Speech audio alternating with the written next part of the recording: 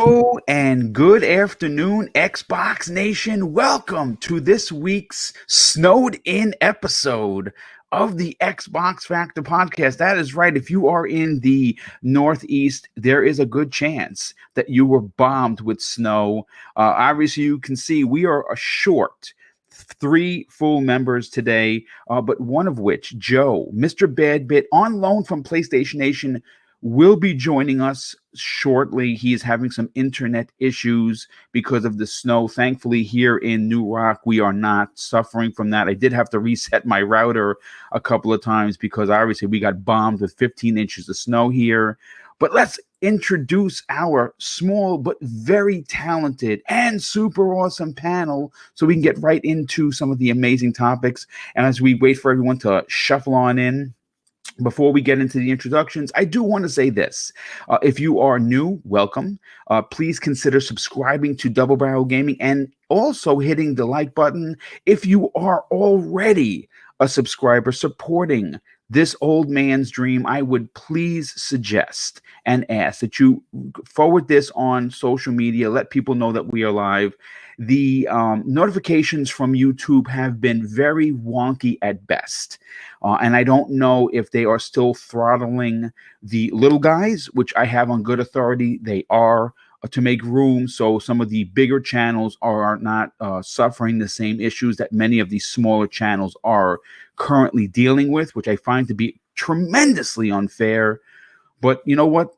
With your help, we can let people know that this show is live, and it is one of the best Xbox shows on YouTube. And I'm not just saying that because I created it. I'm saying it because I know it. So let's get into the introductions first. The cog that keeps this show running each and every week, the chef known, or the former chef known as Zemi Games. Welcome to the program there, Constant Gamer. Hey, what's up, man? Man, I missed being on this show so badly next week. I think I said in our private DM that I really needed this Xbox Factor fix pretty badly. So I am super excited to be here. And then also, boom, I am so jealous of you for all that snow. We were talking before we went live, chat, and the snow just went right over me. I live here in Kentucky, and it just went right over me and headed straight to boom. And I'm a little envious. Well, listen, I'm sure that my brother Neo Mental, who is currently cursing me to hell, who lives in Jersey and is currently shoveling snow out of his driveway, says that for the man that loves snow, come over here, come this message, and shovel my driveway, you prick. That's exactly what he said. So, Dan, if you're listening, I love you, but no, you can shovel your own snow. and next, our very good friend from across the world, someone that has exploded on the scene with not only being an incredible content creator, but very social in keeping up with the Joneses, so to speak. Please welcome Archimedes. A fantastic good evening from Germany. Man, I'm in the best mood. I have one more day to work and then I have 3 weeks off. I have a ton of games and I get to talk games with my brothers from the other side of the world. It couldn't be better. I'm super excited for today's show. Let's do it. Well, thank you so much for being here, brother. And like I said, we're going to kind of get into what we are playing. I want to get the chat involved. We have already 100 people here. I want to thank each and every one of you, men and women, for tuning into the Xbox Factor podcast. Let us know what you are playing. What has your interest? And we're going to start with Zemi. And I think this is easy. This is an easy one to even to guess because we knew that you were excited for Cyberpunk. But just how much Cyberpunk have you been playing? Man, I mean, I'm gonna be honest with you. Like, there needs to be an intervention. Like, somebody needs to step in and just tell me to stop. I've been playing this game so much, man. I started on like a corpo, mail, and then I probably put in 30, 40 hours on that, and then I created a brand new character because I just can't help myself. I don't know, I do that all the time in like Elder Scrolls games. I had to create a new character, so I made a female street kid, and she's just absolutely awesome. We've been running around terrorizing neighborhoods. It's been pretty great. But no, I'm absolutely loving the game. I probably have anywhere from probably 40, 50 hours in. I'm not 100% sure. I try not to look at the clock, but I am just absolutely loving this game, man. funny. Real fast. Is my mic having any static? No, you're good. No, dude. you're right. good. Good. Thank you. But one thing that's actually kind of funny about it is like the more I play, the more I find myself not wanting to play because I don't want it to be over too soon. and the last game that had me this way was actually A Plague Tale, which I think we're gonna maybe be mentioning here in a little bit. But Yes. yeah, I mean, I'm absolutely loving this game. I can't wait to see what CD Projekt Red does with this game in the forms of DLC, and hopefully very, very soon they add in a barbershop so I can change my my character's hair or beard or whatever.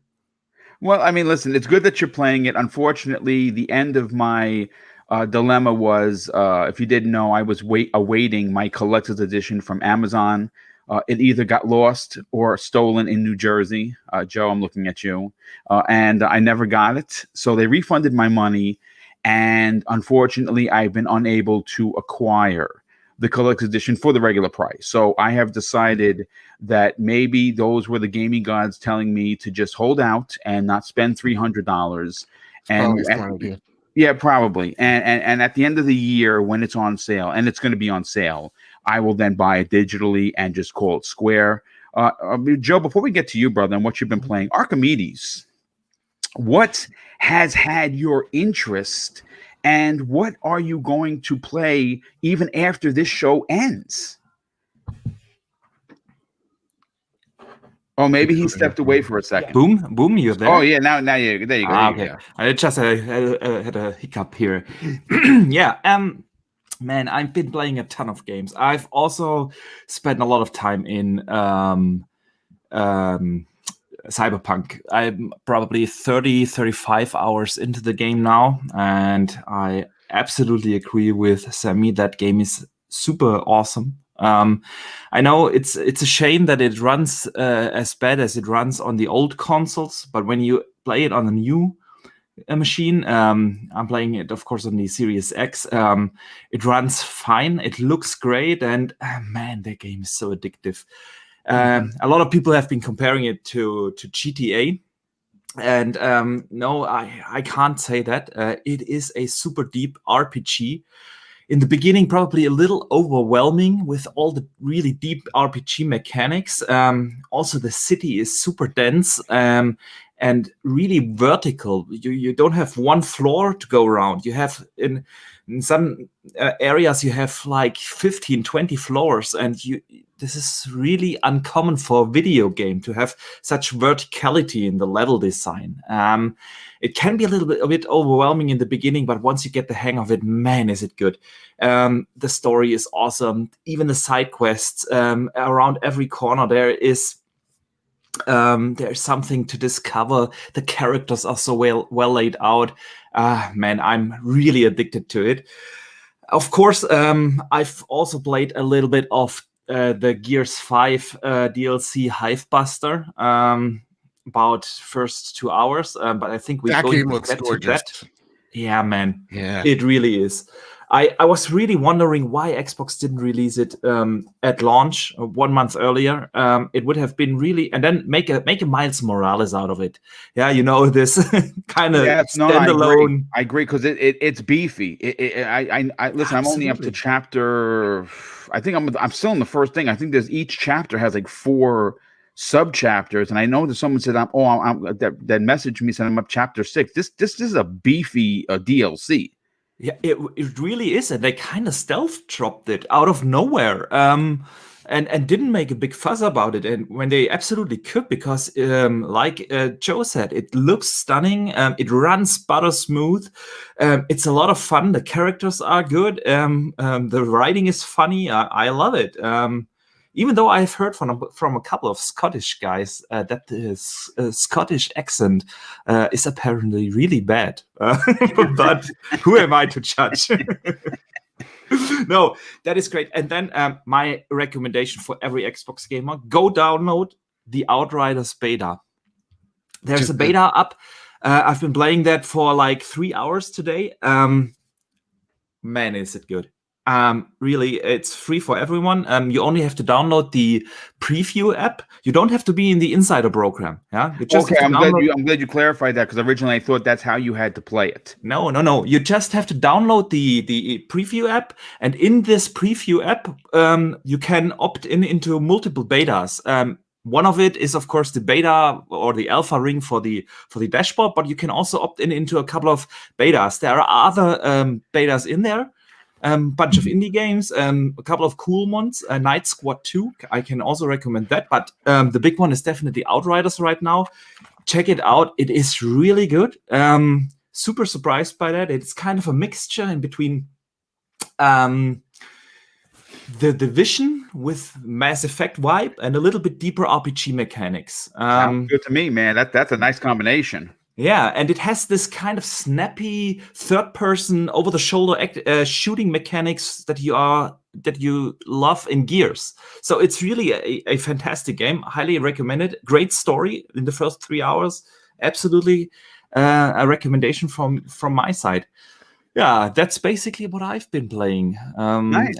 Well, you definitely kept yourself busy. That's pretty good. I mean, for me, yeah. I have been playing Immortals. I am close to beating it. It is one of the biggest surprises of 2020. It is an amazing game. It is not your atypical Ubisoft game. One of the things that jump right off the plate is the writing in the game. It's very, very fourth wall breaking on many aspects, and the way the story is told through Zeus narrating in the background, it's pretty ingenious. There's a lot of funny moments, a lot of again, it has very, very, I guess, tropes when it comes to like the Greek mythology, but there is, like I said, there's a humor to the game that we're not used to for their Ubisoft type of games, and it is definitely something I'm like 43 hours into it. I am just absolutely in love with that game. And of course, I've been playing the Hive Busters DLC. I've been putting a lot of video up on social media. The game does look that good in person. It plays incredible. And it's shocking that a game that good is always looked upon as, oh, it's just another Gears game. You should probably try and play just Gears the DLC and stuff like that. Man, it's really good. And it's a standalone story. Yeah. Yes, standalone story, new characters, new abilities, which the abilities are pretty damn cool. I got to be honest with you. Again, I don't know if this was something that they were testing for Gear 6, but they need to move forward with it. It's ultra cool. But Joe, let's get to you, brother. What have you been playing? Honestly, I've been carrying Luke Lore. I've been his Sherpa in Fortnite, man. We're back in it. We're back in it. And let me tell you something. The next gen glow up for that game is certainly that, man. It looks amazing. Runs. It does. Yeah. It really does look pretty damn incredible. Especially the character models. They seem to really pop on screen. Yeah. I love, and I think it's the same thing with Gears. Like, more vibrant colors pop really well. So like greens pop really well in that game. Been playing a lot of Call of Duty. I've been having. Now, you're talking about what, the single player or the multiplayer? No, multiplayer. I can't get into the single player. I got midway through. I was at the stealth mission. Everybody was like, "Oh, it's actually surprisingly good." I'm like, I'm bored. I'm gonna fall asleep. So I uninstalled the single player. I've just been deep into the multiplayer. I think this is the most hooked I've been on a Call of Duty. I mean, technically since last year's, but like this one is really at its peak. The hours I've poured into it. So shout out to them. I've been playing Cyberpunk. Playing Cyberpunk 2077, and I uninstalled it. It's not running good on PlayStation, man. Okay. It is. I was thinking about this the other day, and first off, when I say this, it doesn't demean anybody else's experience, because I am very jealous of everybody that like on the Series X version or more so on the PC side of things, because that's where the game's really running pretty damn well on.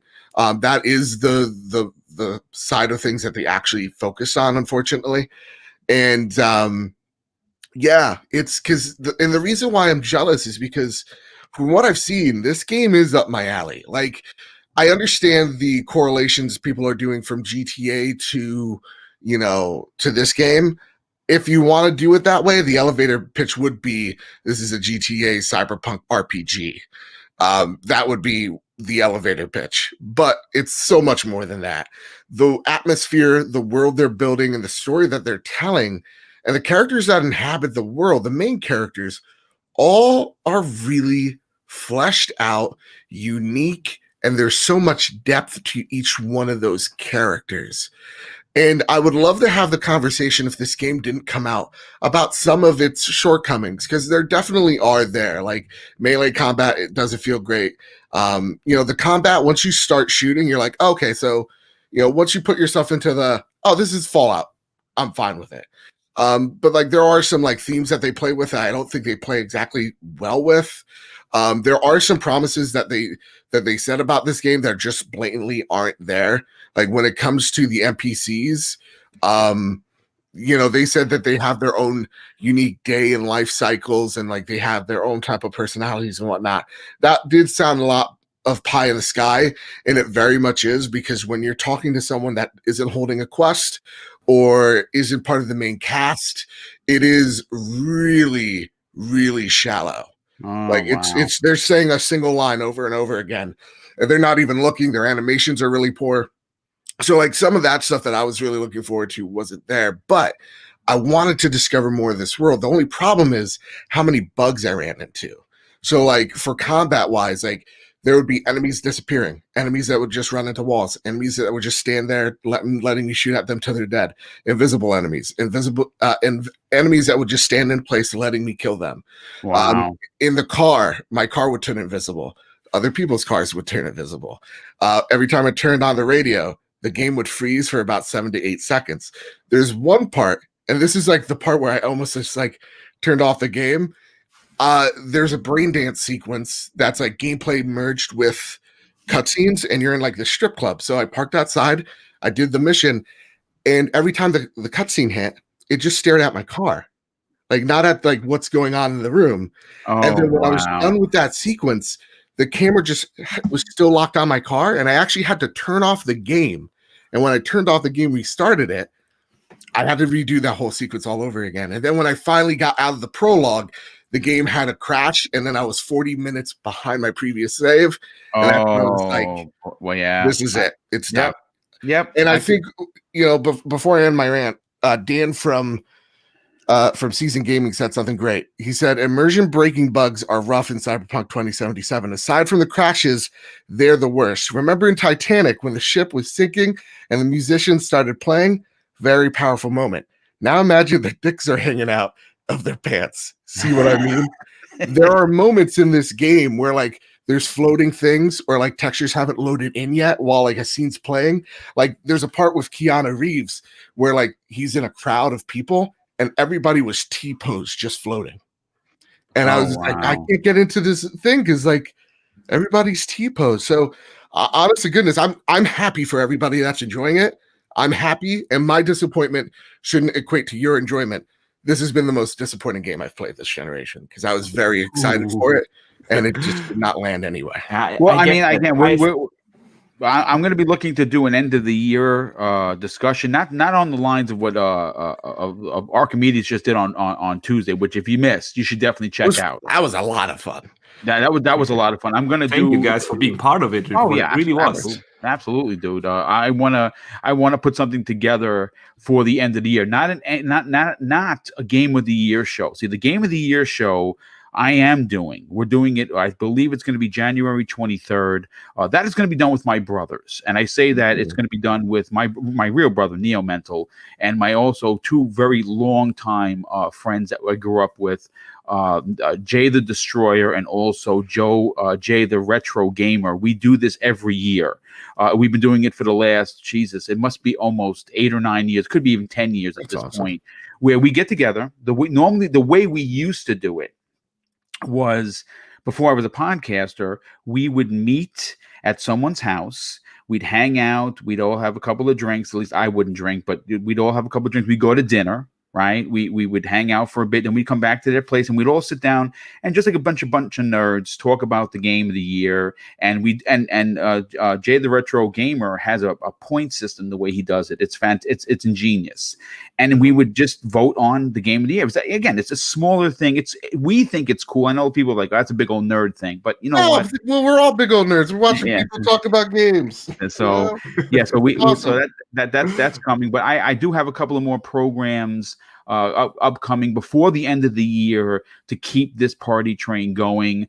Before we get into the first topic, though, I do want to just remind everyone that tomorrow's Christmas, or should I say, a Breakfast with Boom holiday episode will be live at 10 a.m. Eastern Standard Time. Joe, you're going to be a part of that. The two special guests is going to be King David from the Iron Lord podcast, along with Noof Nukem. Now, everybody knows Noof from Gaming After Dark.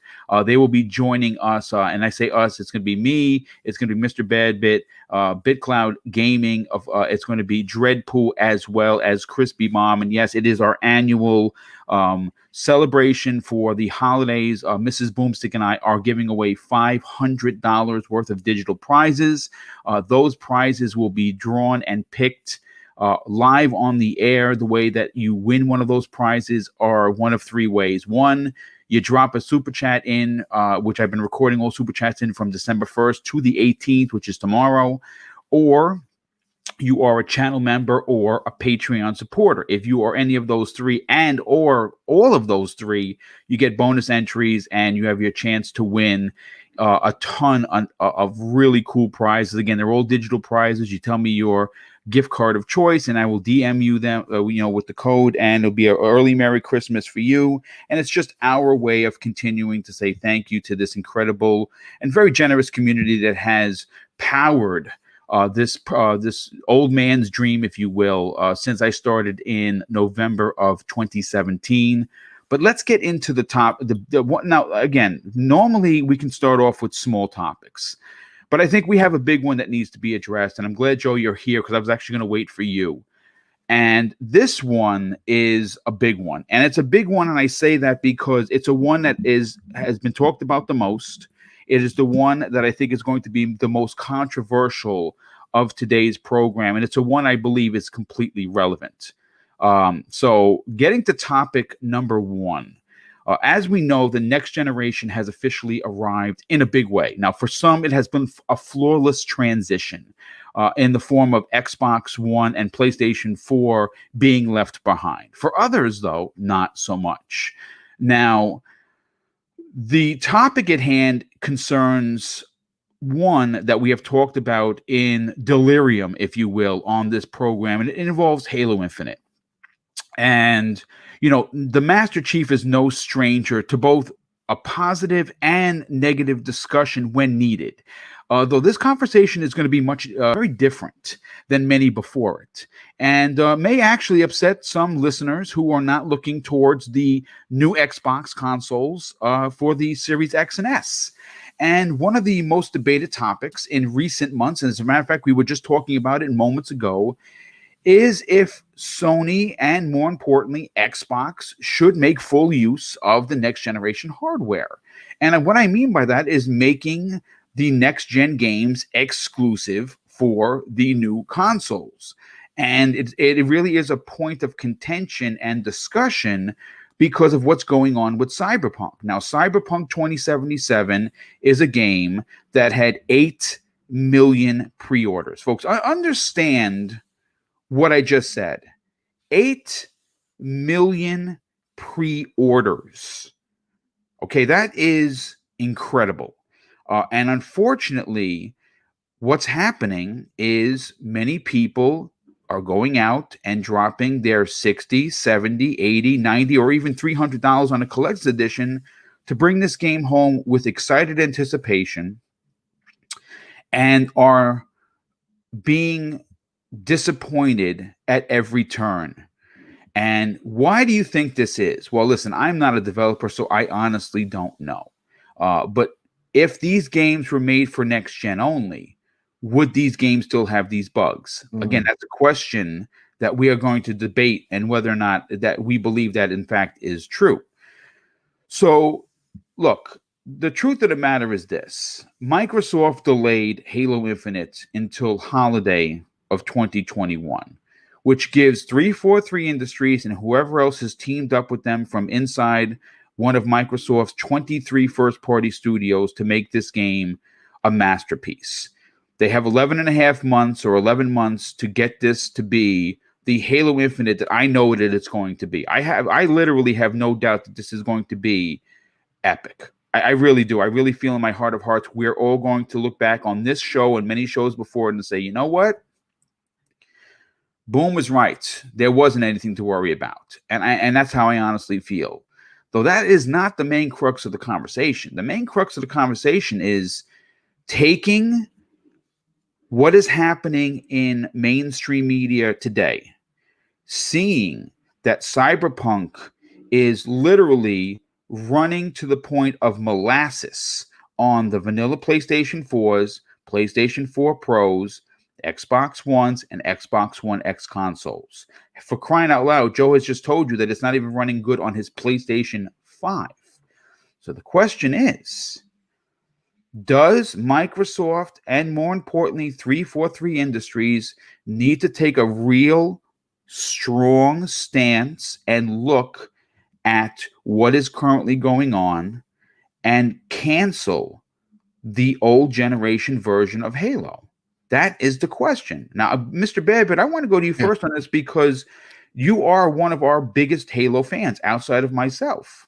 Mm-hmm. And we don't know if Project xCloud is going to be on consoles that could logistically do the heavy lifting for the game. So we don't know that. Now, if it is, well, then it's not even worth it. Now this conversation is completely out the window, but we have to assume that it's not going to be. Plus, more importantly, if you want ray tracing, if you want VRS, if you want all of the bells and whistles you're getting on these new consoles, well, you got to buy the new consoles. Yeah.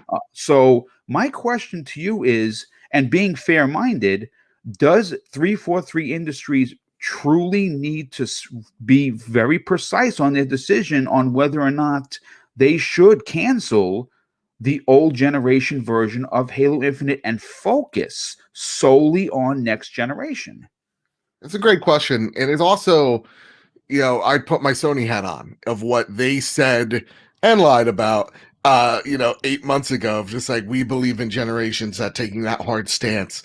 And then finding out, I mean, for me, I've known this, Horizon was going to be a PS4 game at the start. It was not planned to be a PS5 game. So now that being a PS4, PS5 game, I'm being yelled at downstairs. One sec, guys. Yeah, go to you know what? Let's go to Archimedes on this. Archimedes, you and I have been talking privately in the DM for a bit, and we are kind of, I believe, on the same page on this. What are your thoughts on this? Because obviously, again, it's weird with CD Projekt Red's Cyberpunk. There are some people like Zemi who are not reporting the same problems that Joe's having. There are friends of mine that are reporting unbelievable amounts of problems, and my brother Dan is 50 hours into it, and he is, he's had some bugs, but he's not reporting the same amount of craziness. Yeah. What do you think about this? I mean, does 343 kind of have to look at this maybe a little different than maybe their stance before? It's a complex question. The short answer is, I think they should not release a Halo on the old consoles, and but there's a lot to it. Let me start a little, because Joe started this discussion about cross-gen, and PlayStation said it, and Xbox said it, and they want to have it. And I think every game that is released this year should be cross-gen. That is just for multiple reasons. The first is, even if you want to transition to the new consoles, you can't. You can't buy them right now. So leaving a lot of gamers out in the rain now, just because scalpers took the opportunity to buy the consoles, or Microsoft or Sony didn't or are not able to manufacture enough consoles, is something we have to consider when we talk about this. People just can't buy the consoles right now. So games like Assassin's Creed Valhalla or now Cyberpunk, if they would come out only on the new consoles, only a handful of gamers would be able to play them. And that's definitely the beauty of cross-gen. And I think it makes sense in the beginning of a console generation. Now, if we look at Cyberpunk as an example for that game really is ambitious. It does so many things, and it's not just about the graphics. It's about level design. I touched on it earlier a little bit, the verticality. But there's even more to it. There's a lot of simulation going on in the game. It's really ambitious because you can make a ton of decisions that affect the world. And I'm not just saying that there is a choice to do either A or B in the main mission. Even if you do side missions, they affect your main story. Yeah, I did a completely optional side mission where I accidentally killed off one of the main characters from the main story. And that character is now not there anymore. So it branches off in possible directions. And this just shows you how ambitious that is. And that takes a lot of computational resources. And I think this is where the problems come in for CD Projekt Red right now on the old consoles. Their game is just so ambitious that they will have problems making that game run on the old consoles. The problems that Joe was reporting on his PlayStation 5s, those are bugs. Those can be fixed. But I think the problem on the old consoles goes deeper. It's not just that they have glitches or crashes or stuff. That game runs in like with 10 or 12 frames per second. That is so super low. And they have had 7 years to develop that game. They know that the hardware, the PlayStation 4 and the Xbox One, inside out. And still we're not able to make it run better than 12 frames per second. So you have to really ask, is it just a too ambitious game? And the same goes for Halo. We have seen it. It is of a huge scope. It does a lot of things that have never been done in a Halo game. It's not a corridor shooter anymore. It's an open world, side quests. A lot of things happening there. And you touched on it. There are stuff like ray tracing and those kind of visuals that, yeah, those can be scaled, but there are other gameplay mechanic things that cannot be scaled. And now, if we move forward 1 year, like November next year, this is probably when Halo will come out. Yes. We have to ask ourselves. For us, it will feel like the current generation, the Series X generation and PlayStation 5 generation, goes on like forever. It will feel right now we are all in this honeymoon phase with the new consoles, yeah. But in a year we are all used to them, and you can buy the new consoles. Yeah, you can just go in a shop in the US, in Best Buy or wherever, GameStop, walk in and buy a new console if you want to. So the question then really becomes: Is it okay for Microsoft to spend a lot of resources now making an ambitious game run on super old hardware? Because let's remember, 2013, when the consoles came out, PlayStation 4 and the Xbox One, they were nowhere near as powerful as the current generation consoles are. They were already outdated. Yes, they were low to mid-tier PCs in 2013. So this is really old hardware, and I'm not saying I can't guesstimate the ambition of Halo Infinite, but from all we have heard, it is an ambitious game. And now we see that this game really needs polish. That's why we haven't been able to play it yet. Yeah, that's why they delayed it. And now they spend a huge part of their team and a lot of time and money on making a game that is ambitious, run on this old hardware. I don't think that this is the best thing. If they take the same resources and make the experience even greater on the new generation of consoles, I think the game itself will benefit from it. And in 1 year, eventually gamers will have to make the shift. We can't do that cross-generation all the time. We can do it right now, like I said, in the first couple of months of a generation, but after a year, you have to come to this point where you just cut the old generation loose and not hold game design. I'm not talking graphics. I'm talking game design, Yes. gameplay mechanics, simulations, physics, stuff like that. You can't hold game development back like that. And that's why I'm sorry. So no. You finish your point. Yeah, and that's really why I would hope that they cut it loose. And it is not like, if we are talking about the Xbox ecosystem, it's not like you have don't have enough options. Yeah, you can stream Halo via xCloud if you really can't afford it. The streaming app is out on the Android. It comes to PC. It comes to smart TVs by next year. Yeah, you can play it on your smart TV via streaming if you really don't have the money to invest in it. There's always the option of the super cheap Series S, and I make a bet right here that next holiday you will be able to get the Series X in a sale, Black Friday sale or whatever, for $249. You know what's funny? You should say that. I actually have it on good authority, and again, I don't reveal sources, so folks, just bear with me.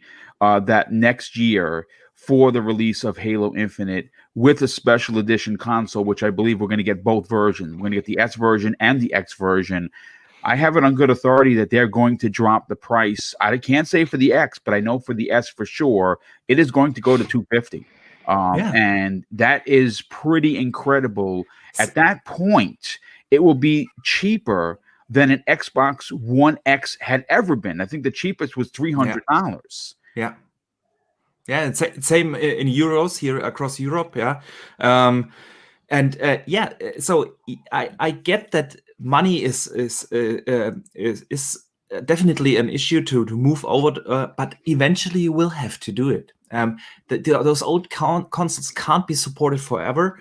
Yeah. I think Xbox makes it more easy to transition over to next gen gameplay than ever before with xCloud, with the Series S as an entry point, and eventually we have to do it and can't hold the game development back. And just think about how many people at 343 will have to work on those old gen versions, making them run on that really old hardware of the Xbox One base console, not even the One S, the base console. It is take those resources and make the experience as good as possible, and then you have finally your game that brings people over from the old generation. It's a system seller. Halo is a system seller. I'm actually on the exact opposite side of the fence here. Okay, then shoot. I think you absolutely need what Halo needs more than anything, because it's going to sell a system no matter what. It needs an audience, and you can't do that. I mean, we saw it with like games like Titanfall that tried to do it a few months as the consoles were coming out. You can't do that a year in and have that steady base there. I would like to think that Cyberpunk is kind of the exception to the rule, in terms of how to scale the game. I think just because Cyberpunk came out unplayable on base consoles, I don't think that is a testament to, this hardware is old. They were making this game for 8 years. They're like even they said it, like, they don't have a next gen version. This is the version they plan to have out. They don't have it in their hands. We're playing the backwards compatible version on the of a PS4 on my PS5, right? So it really, like, when you take a look at like what the Switch can run, and sure, it's compromised in some ports, but like you got your Wolfenstein, you got your Doom, you got your Skyrim. And some of them, The Witcher. Witcher runs on the Switch. Exactly. It may look like a potato, but it's the Witcher. On the mobile screen, it doesn't look like a potato. It actually looks fine on the mobile screen. Yeah, and so, like, for me, I don't view that old hardware equals new software going to be bad. I view it as, how are you scaling that tech? Is that tech made to be scalable? So, I take a look at Fortnite as a great example of, like, look at that game. It could be played on a phone. It could be played on a tablet. It could be played on a Xbox. You could play it on a PlayStation, right? That game is incredibly scalable. So how do we scale the Halo Infinite? That's the true question, is how do we scale it? And I think we have to, as fans, level with ourselves and go, Halo isn't going to be, and please put the pitchforks down, it's not going to be that ambitious. It's going to be your first person shooter fare, especially when it comes to the multiplayer. It needs to have those Halo roots. I'm walking in for Halo not to change the world, but to be a really good Halo game. And I think that's where most people, if you've played Halo, you want a really good Halo experience. We've seen that you can do that with the Xbox One. The game's going to look great, right? Guardians looked great. And so really, I take a look at what PlayStation's done with Miles Morales. Like, that game runs really great on a PS5, looks really great on a PS5, and you can still show off the tech that is ray tracing, that is global illumination, and you could do the same on the Xbox with Halo. It's their most popular IP, and they need to make sure that it is supported by not just the dev side, but the audience side alike. You need as many boxes as you can so that millions of people play it on day one. So I really think the question is, and I think that's what they're working on right now, is how is this software scaling with Xbox to Series? That's a true question. Pardon me for interrupting. The thing it really is here, what is scalable? Graphics are scalable. Your example from Miles Morales is a graphics example. Yeah, you add ray tracing, you add 60 frames, and there you go. You have your next gen experience. But the gameplay mechanics, are they different from the base Spider-Man game? Is there anything? There's nothing new to it, and that's my thing. We don't know what the scope. Like when we take a look at Halo, I mean, we can only tell with the single player, but it looks like it's an open world Halo game. It's right? an open world Halo game. You don't know what they want to do with AI, with simulation of the environment and so on. I'm not saying that they will do it. I say the potential is there. And obviously the game is so ambitious that after 5 years of development time and a $500 million budget in the game, they still were not able to finish it. So there has to be some ambition to it. And the question really is now, where do you spend your resources on? Do you spend it to making it run on this old console where it will never fulfill the ambition, the vision you had for the game? Or do you just drop that and make it a super polished experience on the new hardware? And I get your multiplayer argument. You want the lobbies to be full. That's true. But they are doing that by making it free to play. Yeah, they are doing it by making it available via crossplay on PC, on Xbox console, Series consoles, and xCloud. Well, I mean, Archimedes, at the end of the day, they've spent, $500 million, if I'm not mistaken, on this new engine. I mean, their ultimate goal with this game is to make money, right? Like that is their ultimate goal. At the end of the day, they are a business. They want to make money. And you are going to sell a lot more copies of that game if you put it on the Xbox One than if you make it only, this current new generation. Sure. The money is the business side, obviously. Yeah, the bigger the possible install base, the bigger your possible income. I'm not worrying about the business side of Microsoft. I'm talking as a fan of games, and I want to have the best Halo experience. And I'm not sure if we will get that, if the old consoles will be still supported and at the end of 2021. What I want to think, though, Joe, I'm sorry. Yeah, finish your point. No, finish your point, Joe, and I'm going to get Zemi in. I want to hear what he has to say about this. I don't think it's like let's take back ambition, the vision of this game. We don't know for sure what the true vision of. We have a glimpse of it, and I think so. Like when I take a look at like Miles Morales, it's a great game no matter if I'm playing on a PS4 or I'm playing it on a PS5. But I'll tell you, if you gave me the opportunity to play it on PS5, I'm going to, and it's not just because of ray tracing or that skybox that looks beautiful. It's also some of the features that the PlayStation 5 has, like the haptic feedback, like the adaptive triggers, like Tempest sound. Those are the things that are bringing me in.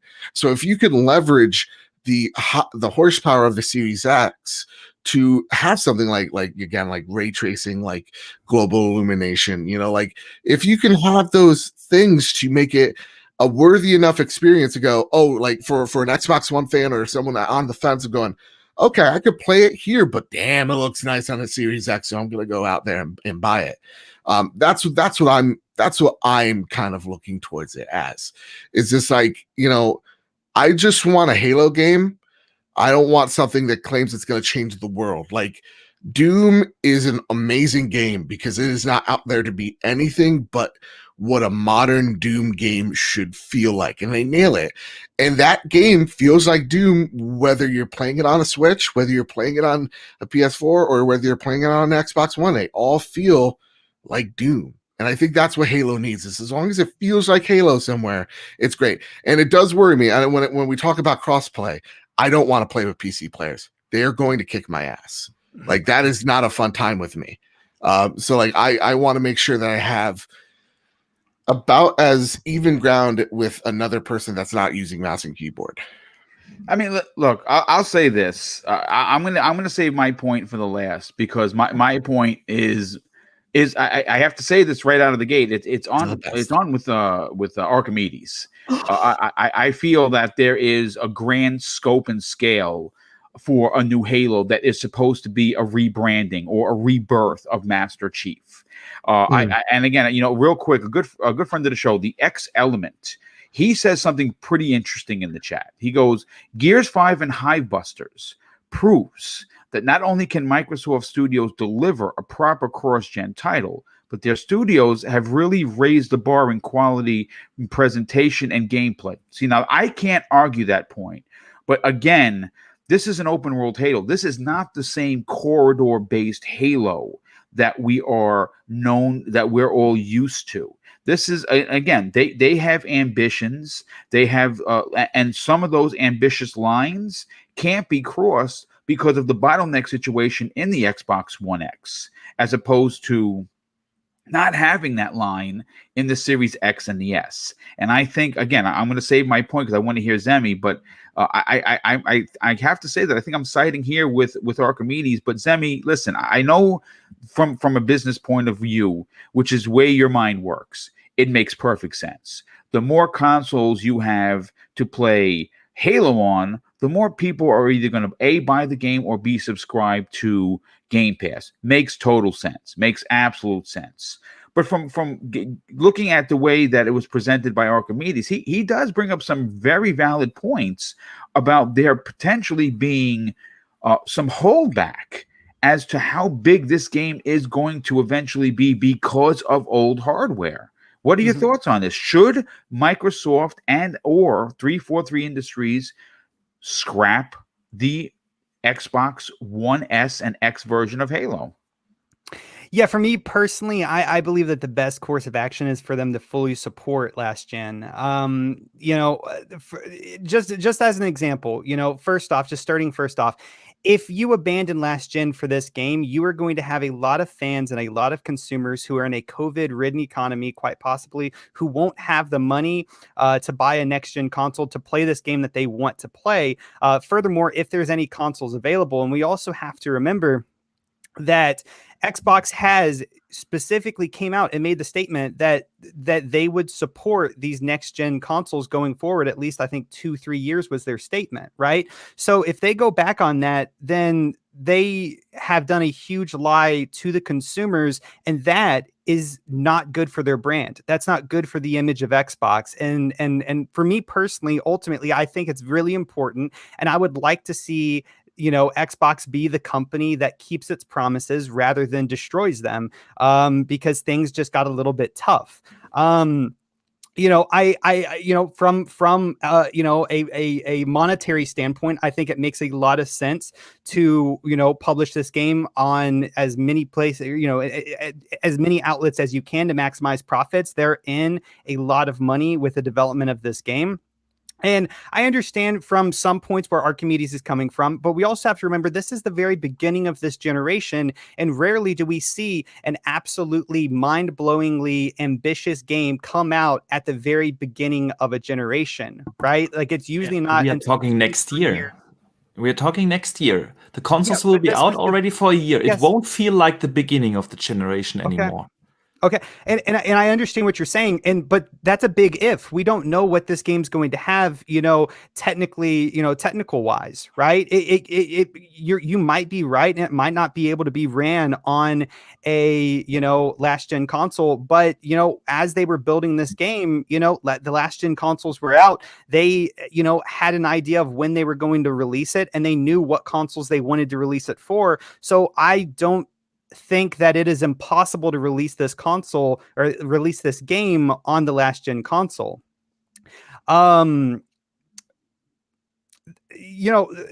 way I look at it is Xbox has, even went as far to, to tell us that, their first party games will be built for next gen, but they will be able to be scaled down to last gen. Right? They have specifically said that. And we know that that type of thing is possible. We see it on PC right now. Right? And if you can scale games for PC, depending on the hardware that you had on your personal computer, I don't see why you can't scale the game for console. And I understand like the ideas of, well, Cyberpunk's a really, really buggy game, but I'm definitely going to have to agree with Joe on this in the sense that, I don't think that that is a very good comparison to make to say, well, Cyberpunk was just way too ambitious for this old generation, because they literally created the game for this old generation. It's really just a matter of them not putting in, I guess, enough work. They probably realistically they should have delayed the game again. There's only so many delays that you could probably do until a publisher, smacks down and says no, but they could have probably definitely done another, for another delay. But I don't see any reason why Halo should not be published and put on the last gen. I mean, I understand your point, Archimedes, as far as from a technical standpoint, but that's if. And there's a great statement, or there's a great saying about if a frog had wings, it wouldn't bounce or it wouldn't bump its ass every time it took a step. Right. That's as far as if can get you. Right. We don't I've never heard that in my life. What type of old saying is this? Hey, it's gonna buy you. What's going on here? Hey, it's a good one. That one's straight from Kentucky, I think. I don't know. But I think that that's true. We don't know, and until there's evidence to actually point towards them not putting this game on last gen, I don't feel comfortable personally saying that they shouldn't do it. I think it makes more sense to do it than to not do it. The amount of people that are going to be heartbroken and just angry if Xbox, backpedals on this and says that they can't play this game. And by the way, you can't also buy a console because we don't have any for you to buy potentially next year. We don't know what the future holds, of course. I just don't think that that's right. And I think it makes a lot more sense to publish it on last gen consoles than it does to only put it on the next gen consoles. And just one more little quick point. I want everybody in the chat, all the Halo fans, look who's trying to fight for you. Okay, the PlayStation guys, Emmy Games here. We're here. We were fighting the good fight. All right? Everybody, I remember that. I want to also comment just one or two short things here on Sammy's points. I get them. The thing is, the promise from Microsoft was to support the old consoles for the first year or two. Well, 1 to 2 years is the exact 1 to 2 quote. Years. So we are in that range where they wouldn't break a promise technically. Because after 1 year, would the fans look at it like that though? Technically, well, you know what? You see what I'm saying? Yeah, I get that point, but I'm just saying, technically they wouldn't break a promise here. This is the first thing. The second thing is, again, they had 5 years already to make that game run. Something in that game is so ambitious or so complicated to make it run on the Xbox One, Xbox One S, Xbox One X, on the Series S, on the Series X, on xCloud, and on PC. Yeah, so that these huge resources are not enough to launch the game. And now it really comes down to this: do you want a unpolished experience on the Series X and the Xbox One, just because they had to focus a lot of use a lot of resources to make the game run on the old consoles, or do you just want the best game possible on the next gen console? And I would say at one point, eventually, we have to cut loose. This whole we support both the old and the new gen for years to come is just not good for the game development. At some point, eventually, you will have to cut the old gen loose. And for the business side, I'm not sure moving people over to the new gen and with that bringing new subscribers to Game Pass is also a business strategy. Even though if the overall player base might not be as high, I'm not sure here if that would turn out. And next year, we will be able to buy the consoles regularly. You can buy them online in every store everywhere. That won't be an issue next holiday. So yeah, eventually. Look, I'll say this: I'm siding with Archimedes on this one. And listen, this is from someone that's for the people by the people, right? I'm all about not leaving the little man behind. But there comes a point where your flagship title looked not that good. Again, I was okay with it, but it didn't look the way it was supposed to look. The question is, why is that? Why is Halo, a game that's $500 million investment, 5 years in development, not launching? Now, people are going to say, well, wait a second, Boom. I heard you say COVID. And I'll be the first one to say, yes, COVID started last year after the holidays is when it really kind of hit its stride. The game was in development for 4 years prior. So what happened to those 4 years? Here's the thing. The thing is this. We have new consoles. Microsoft, I know people are going to say, well, just people are hurting, Boom. People can't go out and buy systems. And I hear you. I'm not an animal. I understand the hardships. And trust me, I'm more aware of it than you realize at some points. But Microsoft has made it a business to offer the ability to upgrade your console in many formats. You can play on PC. You can play on xCloud. You can buy an Xbox Series X when they're available in the store, or you can buy an S. And if you don't want to buy it and you don't have that kind of money up front, you can use All Access and pay $25/$35 respectively, and you get Game Pass, and you get xCloud, and you get Xbox Live. So now I want to move this conversation to the technical aspect. The problem is Halo Infinite, again, is not your regular Halo. It is not what we know and love. It's going to have elements, sure. It's going to have the Master Chief. It's going to have the Banished and the Flood potentially, and of course the Elites and everything else that every bad guy you could throw in under the sun is going to be there for you. All the Warthogs and vehicles you want to drive are going to be there for you to experience as a Halo fan and enjoy. The problem is exactly what Archimedes is saying. There is something technically going on with this game that we don't know about yet, but they know, and they're having a difficult time getting that technical issue fixed to run on the old consoles. Question: How many Xbox estimate? Because I know there's not like an official number. It's like 50 million. Let's just say 50 million. Mm-hmm. So okay, all right. Because my one thing is like to the casual consumer. That hurts if in less than a year your hardware is already unsupported. I mean, here's my question though. Like, I know that you guys are saying that there's something technical going on with this game that makes it so ambitious that it couldn't run on last gen consoles. But where's the evidence of that? Where is the proof? Because there is none that I'm seeing. Well, now. There's no proof that we know about. But why is the game delayed? I mean, there's countless reasons why it could be delayed, like right. Somebody in the office scheduling people could have took a nap. We don't know, right? I mean, nap.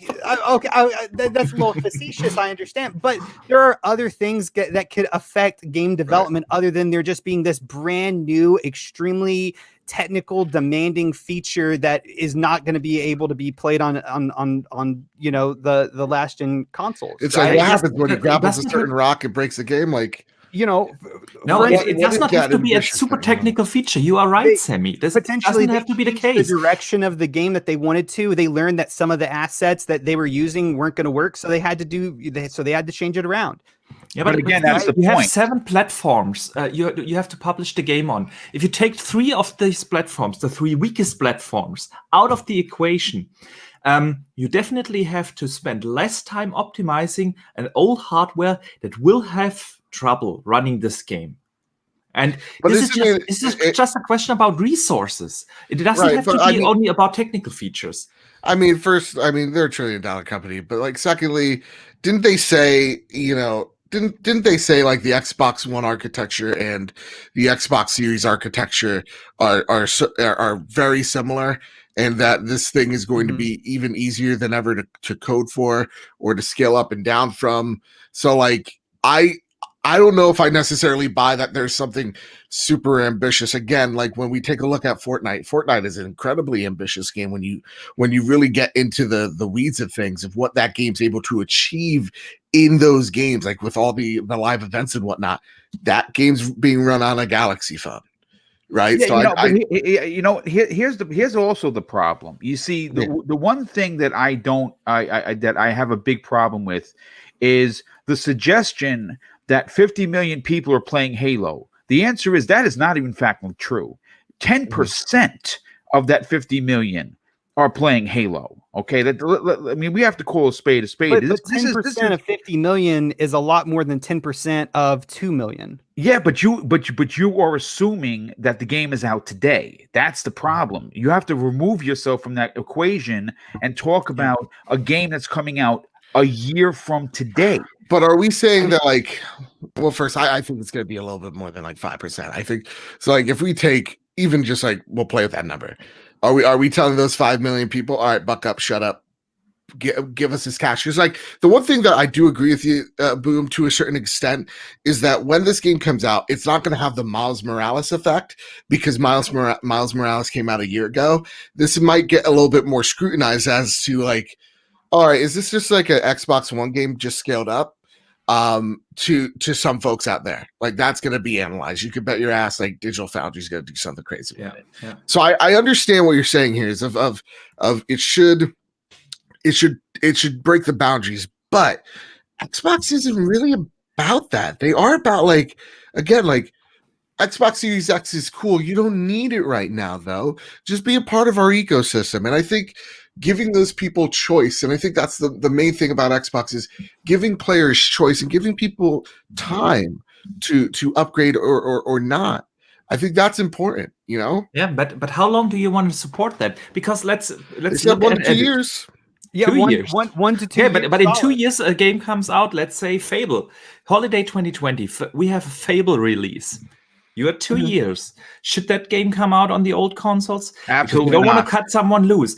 And eventually, you have to, as a gamer, you have to invest in new hardware, whether it's this year, next year, or in 2 years. I'm not So, saying that.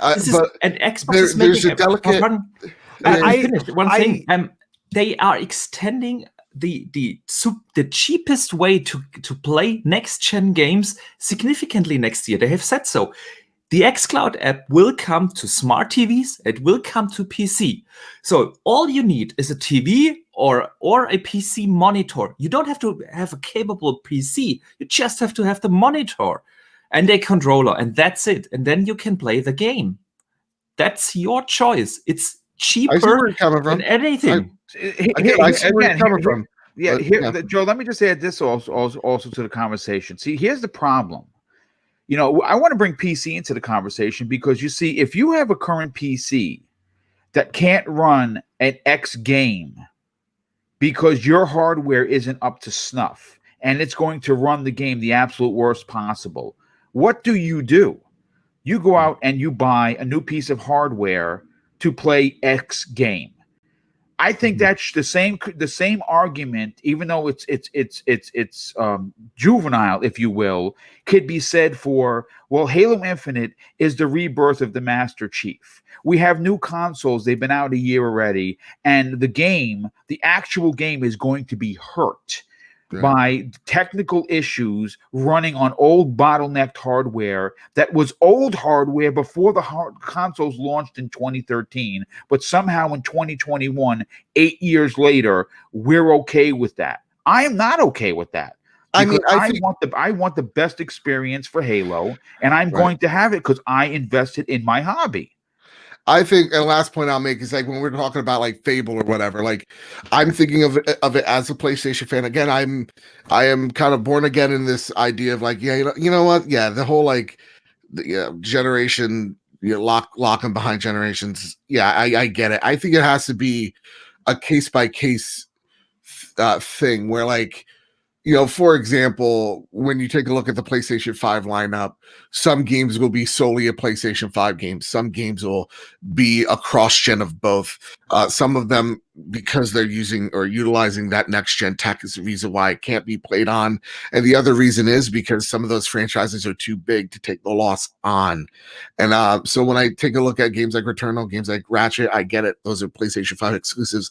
But then I also understand, like, for Horizon Zero Dawn, yes, there are those folks out there where you do have to also realize you still have this install base that you have to at least attempt to kind of respect and wean them off that console, but not make it so that you're pulling the rug from under them, right? So like the reason for you being a fan of that Xbox ecosystem or feel like your dollars being valued is, let's just say you don't have $500 to go spend on a console, because console market different than PC. So you take a look at that, you're like, I don't have it right now, but I'm taking a look at Fable. That's looking great. So maybe Fable's the game that I pull the trigger on.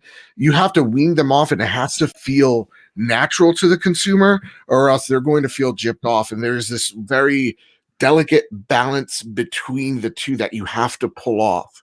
So again, like I'm with you guys. I understand where you guys are coming from, because I don't want the stories of like, well, this is an Xbox One game, but at the same exact time, I am thinking about that Xbox One customer. But I just think that with the first party games, regardless of, and Nintendo's the exception to the rule here. They're the ones that get 1-to-1 ratios. Like Breath of the Wild is literally in everyone's household, sometimes twice. So that they're a removal from the conversation. But when you look at something like, perfect example, PlayStation, their best selling game is Spider-Man. There's no doubts about it. But they're upwards of 112, 114 million consoles. They sold 20 million copies. So they're still, only a fourth of the populace that bought this game. That could be said for Halo as well. So if you're saying that 50 million, let's take that. So there's 20 million people. How many of them? There's 20 million people, 20 million fans, 20 million consumers, whatever the case may be. And you're telling them, like, and let's just say it's the same for Halo, because it was their biggest IP, right? And you're saying to those 20 million, all right, we said it was on Xbox One. It's not anymore. So they have to explain. Just to add in, I think that is also a very, very important example. Like, I agree with you, Boom, and you, Archimedes, as far as the line goes of there will come a point, a critical moment where, they will not be able to put these newer Xbox, games on the old hardware. And I agree with that 100%. But, Archimedes mentioned Fable. I don't think Fable has actually even been said what consoles it's going to be played on, but Halo has. And they said the Xbox One consoles and the Series consoles. Well, things can change, though. Pull back from that, and you just lie to your consumers. You didn't lie. You come out and you explain why this has to be. They said the Halo will launch this November along with the console on Xbox One and Xbox Series X. Now they said, okay, we cannot make it, publish it this year. We have to move it to next year. People. So really this is also not a lie. It's a change of things. Things happen, and you could also tell, okay, listen, guys, the game won't be able to run on the old consoles in a way that we feel that you deliver the Halo experience we envisioned for the game. But you have those options. You can stream it to your smart TV, probably your Xbox One console will have an xCloud app. I mean, if they put that xCloud app on the Samsung TV, you will have it on the Xbox One. You can stream it to your PC, or you can buy the cheapest console ever, the Series S or your Series X. You have the option. I think in the end, eventually everyone will have to make the move. You do it with your phones as well. Nobody complains that he has to buy every 2 year or every 3 year a new phone simply because your apps won't run anymore. But that's a gradual thing, right? Like that's something that is gradual. I don't even think phones are 1-to-1 on that. Like I definitely think there has to be a gradual thing and not just like, well, we said it and well, things happen. Well, And, I mean, obviously, when they started talking about Halo Infinite, it was what, last year, right? So now I think they showed it off 2018. Yeah, 2018. Like there's a presumption that you're talking about when it finally releases, a 3-year gap from initial, we're showing you what the game is going to potentially look like, to the game releasing. Well, that overextends past the 1 to 2 years. We're going to support this console. Right.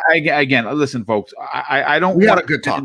Listen. We could probably go another hour on this subject, and I don't think we are going to agree. I think that it's 50% for keeping it on the old consoles, 50% keeping it on the new consoles. And you know something? That's perfectly fine. I do want to move on to the next topic, but I do have to catch up on some of these outrageous super chats that have come in. The first one of the day comes to us from a very good friend of the show. Joshua drops an outstanding $5 super chat and says, Mr. Badbit, you should try playing on GeForce Now. It runs very well. He's talking about Cyberpunk. Well, if they give me my refund, Sony's refund system. You know, it's funny. We're going to be getting into that tomorrow. What has transpired with CD Projekt Red, their apology letter, their assumptions that you can get a refund, and how Sony is personally handling it, as well as, of course, the leaks from Capcom, which has unveiled some really incredible titles coming in the next 4 years. But continuing with the super chats, CMBR drops a very generous $5 super chat and says, love the shows, Boom. Here's a couple of bucks to the prize pot. Well, thank you for your generosity, brother, and I'm glad you are enjoying the program. Scrub Nurse, a very generous friend of the show, he drops not one, but 2 super chats. The first one is $10 and says, after playing Cyberpunk 2077 on the Xbox One X and seeing and hearing problems, 343 needs to go all in on next-gen consoles. The game has already been delayed, and Microsoft needs to put their best foot forward. I think that not only does he agree with me and Archimedes, which is why I even want to support this comment even more, but it just makes more sense than anyone has been making, because it is right. You want to put your best foot forward, and I don't think you can do that on a new game that was delayed because of technical issues on old consoles. But again, we're not going to go back into that. Scrub Nurse drops another outstanding $5 super chat and says, worst case scenario, put the story next gen and multiplayer cross gen. Microsoft cannot let this franchise have the same problems as Cyberpunk 2077. Indeed, that is a great point. We have Artemis drops avowed. Artemis, thank you so much. He drops an outstanding $10 super chat, says Halo was designed for the old hardware in mind, and after seeing what the Coalition did with Gears 5, where the game was able to take advantage of next-gen features and work great on the OG Xbox. I mean, again, that's a strong point. I really can't argue that. Mark Cardwell drops a very generous $5 super chat. Mark, thanks for showing up. He says, hi, guys, just my opinion. When the mainline shooters started catering to level design to esports, the game started to suck for the rest of us. Yeah, I think that's the difference between Halo, because there is a dedicated online versus the single player. So I think that the esports situation is not going to be an issue, at least for that particular game. Eagles fan 76, another generous friend of the show, he drops An outstanding $5 super chat says, for the Xbox One, you might have some games on the Series X server blade on xCloud might be the solution when the upgrade for xCloud comes. Yeah, that I think that changes the entire conversation. I just don't think you're going to get some of the you're definitely not getting the hardware-based ray tracing and the VRS and all the bells and whistles with the new hardware versus xCloud. East Texas Alex drops a very generous $5 super chat and says, to me, dropping support for last gen would mean Xbox is giving up on the old hardware. Happy holidays, and hit that like button, everyone. And again, you're right. See, there's a fan that would be disappointed, Zemi. So someone for sure is listening. John B drops a very generous $5 super chat, says, put $50 away each month until Halo games come out, and you'll have enough to buy a Series X when it comes out. I mean, again, that's what I did. I put all my gift cards away, and that's how I was able to get what I got. The X Element drops the very generous $5 super chat, says, hi, Boom and Panel. Can't devs make games for Series X and S only on the local hardware and run games on old hardware through xCloud app? Again, we don't know. I think that is the plan. The question is, will it be ready in time? See, I don't know. Perfect Shotgun drops an outstanding and very generous $5 super chat and says, boom, it's funny you mentioned Miles Morales, and that has no problem as a cross-gen title. That just comes down to optimization. Yeah, but it's a much different game, and Miles Morales is running on the same engine as Spider-Man from 2018. I think there's a stark difference between Halo Infinite, an open world Halo, versus Miles Morales. But again, we will see. You got one more from Dream Eater. Oh, okay. Let me see that. Oh, Dream Eater, here you are. Oh, no, I didn't see that one. Let me see. Where is it? Did I miss right it? above Perfect Shotgun. Right. I did miss it. Dream Eater. Sorry about that, brother. He drops an outstanding $5 super chat. Says, thanks for keeping up with the shows. Love hearing the opinions and banter between everyone. Hive Busters looks insane. It does look, and it runs fantastic. But I do want to move on to topic number 2, and it is about Hive Buster, as a matter of fact. And I wanted to get everyone's opinion on what they thought of the DLC that is currently free.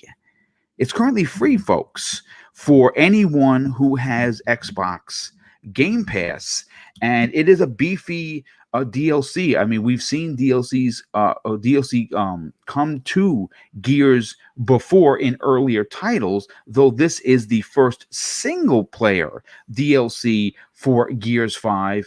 It does not continue the story past the ending of Gears 5. I believe it is happening and running parallel to what is currently going on.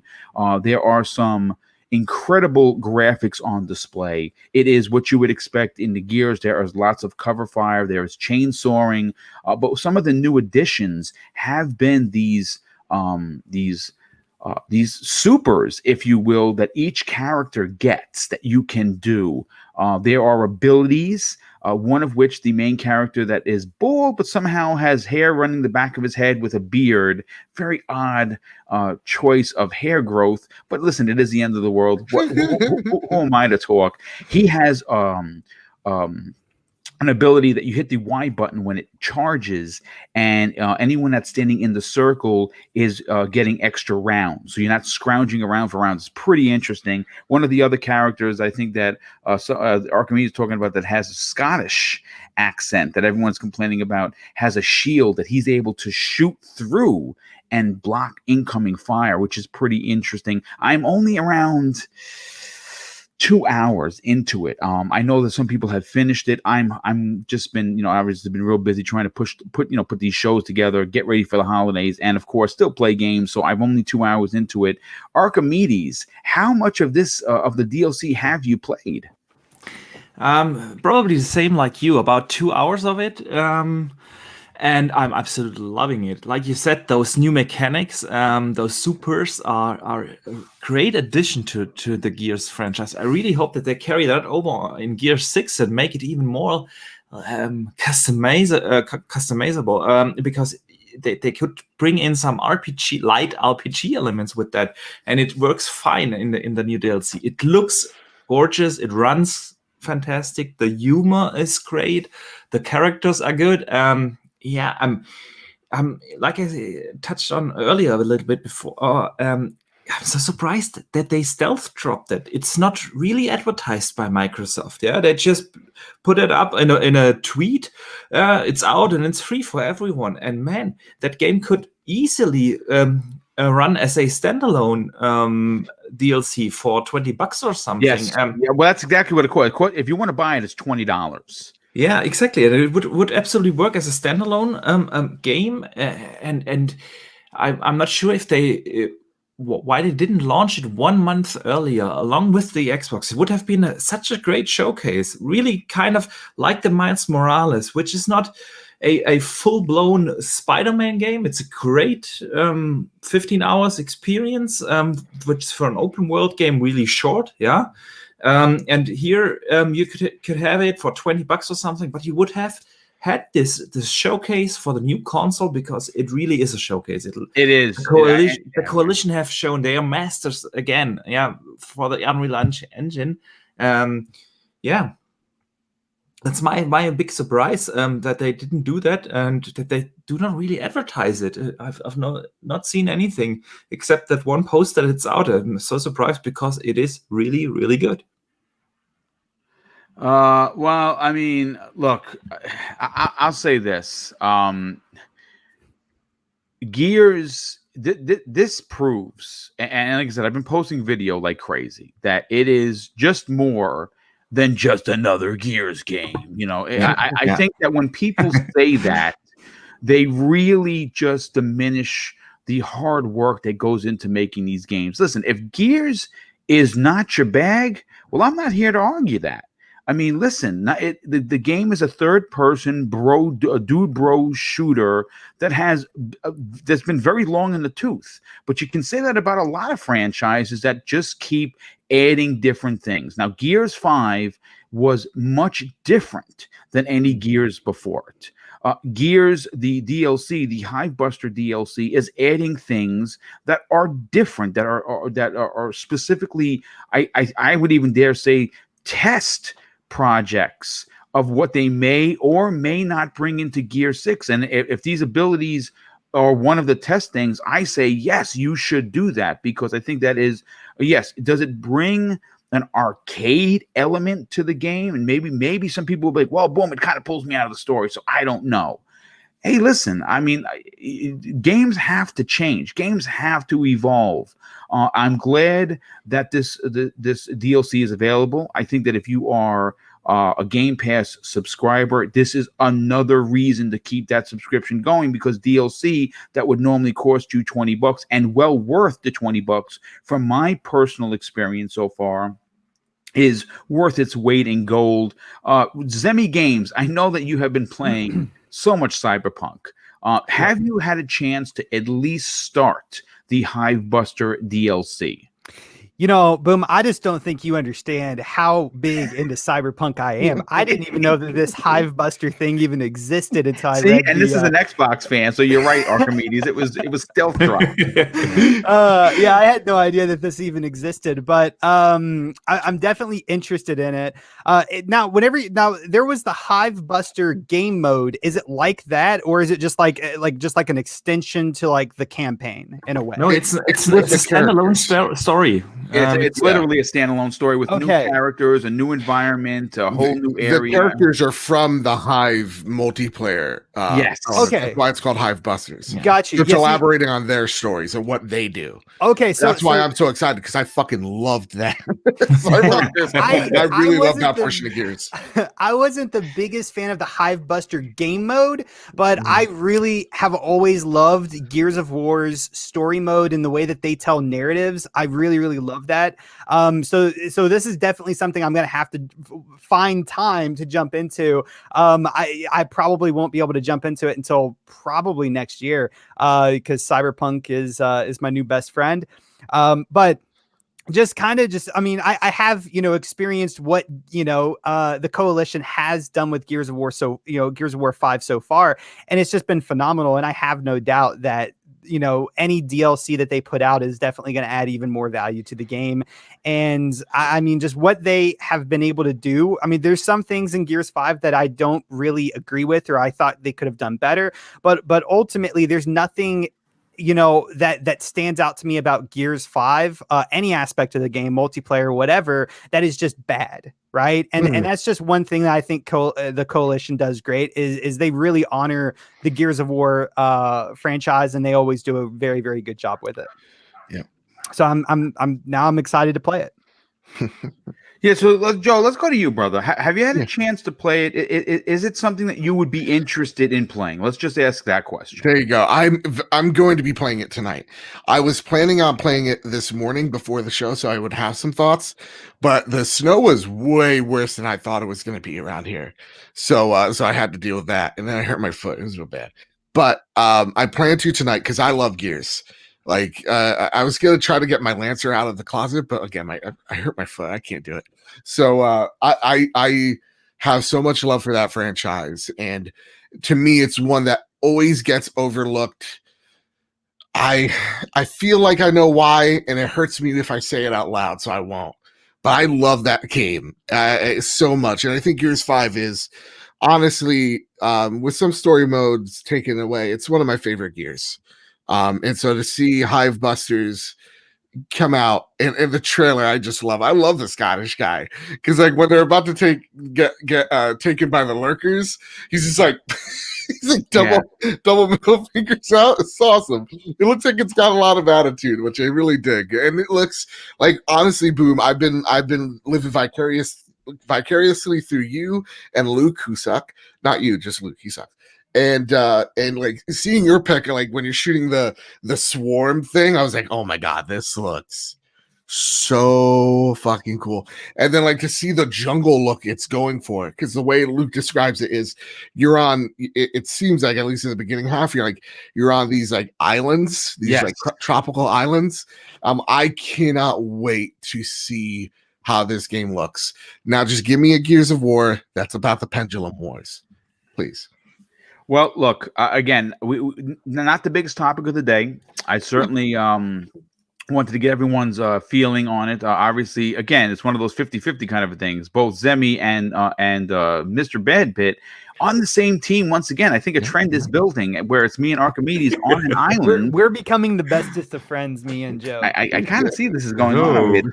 This might be it's a romance in the making. Yeah, I don't know, but he did say some things about Cyberpunk that really kind of hurt me a little bit earlier in the show. Cyberpunk hurt me, man. I want to love it so much. Well, I'm going to break out the dolls, and I want you to tell me exactly where Cyberpunk touched you, and we will make sure that they pay, indubitably.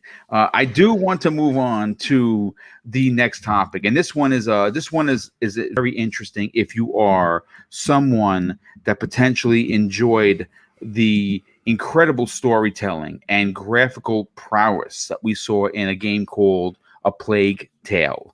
We're going to be talking about Asobo Studios.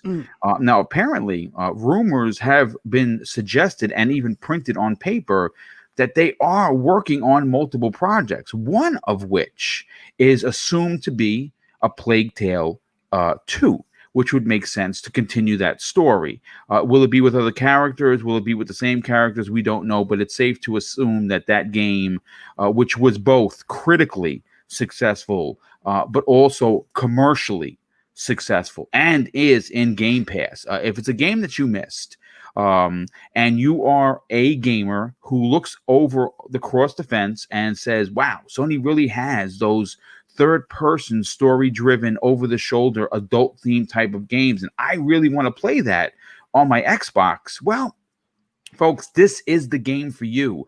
It's funny because I think back to a couple of, I want to say maybe it's early 2019, Zemi Games, very good friend of mine. He reaches out to me and says, boom, I got a couple of extra codes. And I want to give one away, but I want to give one to you because you're my friend. And he says, Which one do you want? Sniper Elite 3 Remake HD, whatever, or a Plague's Tale? And what did Boom the Boob take? Well, Boom took Sniper Elite. Yeah. And then a week later, I hear this rigmarole about a Plague's Tale. And I look at it and I'm like, oh, that's what I passed up on. Oh, yes, you did. Oh, what a boob. So I got to tell you, it was one of my top games from last year. It is a masterpiece. But in the article that I pulled from WCCF Tech, one of my favorite places to get gaming scoops and news from, the Bordeaux-based development team known as Asobo Studios has already signed up for 2 upcoming projects with the same publishers. One of those publishers is Focus Home Entertainment, and they're talking about a possible sequel to A Plague Tale: Innocence. The other one, though, is with Microsoft. Now, to be clear, this is separate from the ongoing multi-year support for Microsoft Flight Simulator that they are currently working on. The news was shared in an interview with the studio executives published recently on Bordeaux's newspaper La Tribune.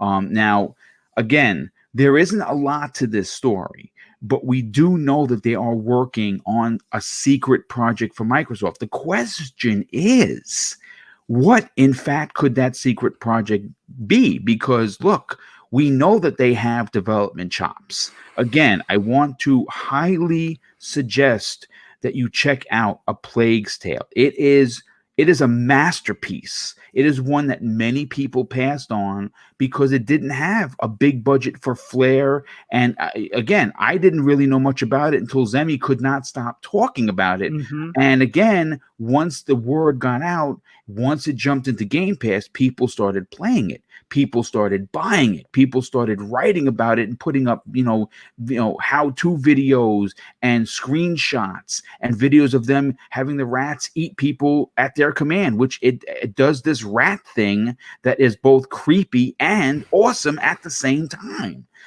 So Zemi, I want to go to you first on this because look, when you say Asobo Studios, which I will say immediately, if they have not already signed on with Microsoft, and I know people from Redmond are listening, you got to get Phil on the horn. This is a team that needs to be signed immediately. And you know something? I like to equate, like, you see how Sony does things. Like last year, the biggest sign for Sony was who? Insomniac Games. And they've worked with them exclusively. They brought out Spider-Man 2018, masterpiece. Miles Morales, masterpiece. And they're potentially working on a Resistance 1 remake. We know Ratchet and Clank is coming. It's a win all around for Sony. And now we see Blue Point Studio, right? They've basically worked with Sony almost shoulder to shoulder. And they just released Demon Souls, which to Joe, I mean, you put 500,000 hours into the game. It's a masterpiece. Again, I suck at it, but it's still a masterpiece. They should be with Sony. And I like to think that what Asobo Studios has quietly done in their last 2 releases is go from one side of the planet with an over-the-shoulder adult theme type of story, then to release a game that's totally different in Microsoft Flight Simulator, which, by the way, we saw running at the Game Awards on the Series X. And it's 2 different genres. Both games look incredible. Both games did well and are doing well and will do better when it's out next summer.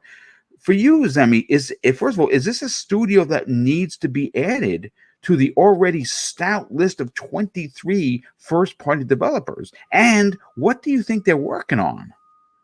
I guess to answer the first question, if Asobo wants to be acquired, then I say absolutely, Microsoft, what are you doing? Like, what are you doing? Like, DM them something, you know, like slide into their DMs, get them interested. I don't Do know. you like me? Yes, no. Send a note underneath the table. yeah, Y for yes, N for no. Yeah, Yep. yeah, check yes, check no, yeah. I mean something, right? I mean that's if they wanted to get acquired, because you know a lot of the times we're talking about these studios like, oh, Microsoft should get them, and we don't even have any idea if this studio even wants to be acquired, right? But of course, if they did, then absolutely Microsoft would be a little, you know, cuckoo for Cocoa Puffs if they didn't. And I am absolutely excited about, you know, A Plague Tale 2. That was my game of the year for 2019. That is a game that you're going to drop everything else. That's a drop everything else game just for that.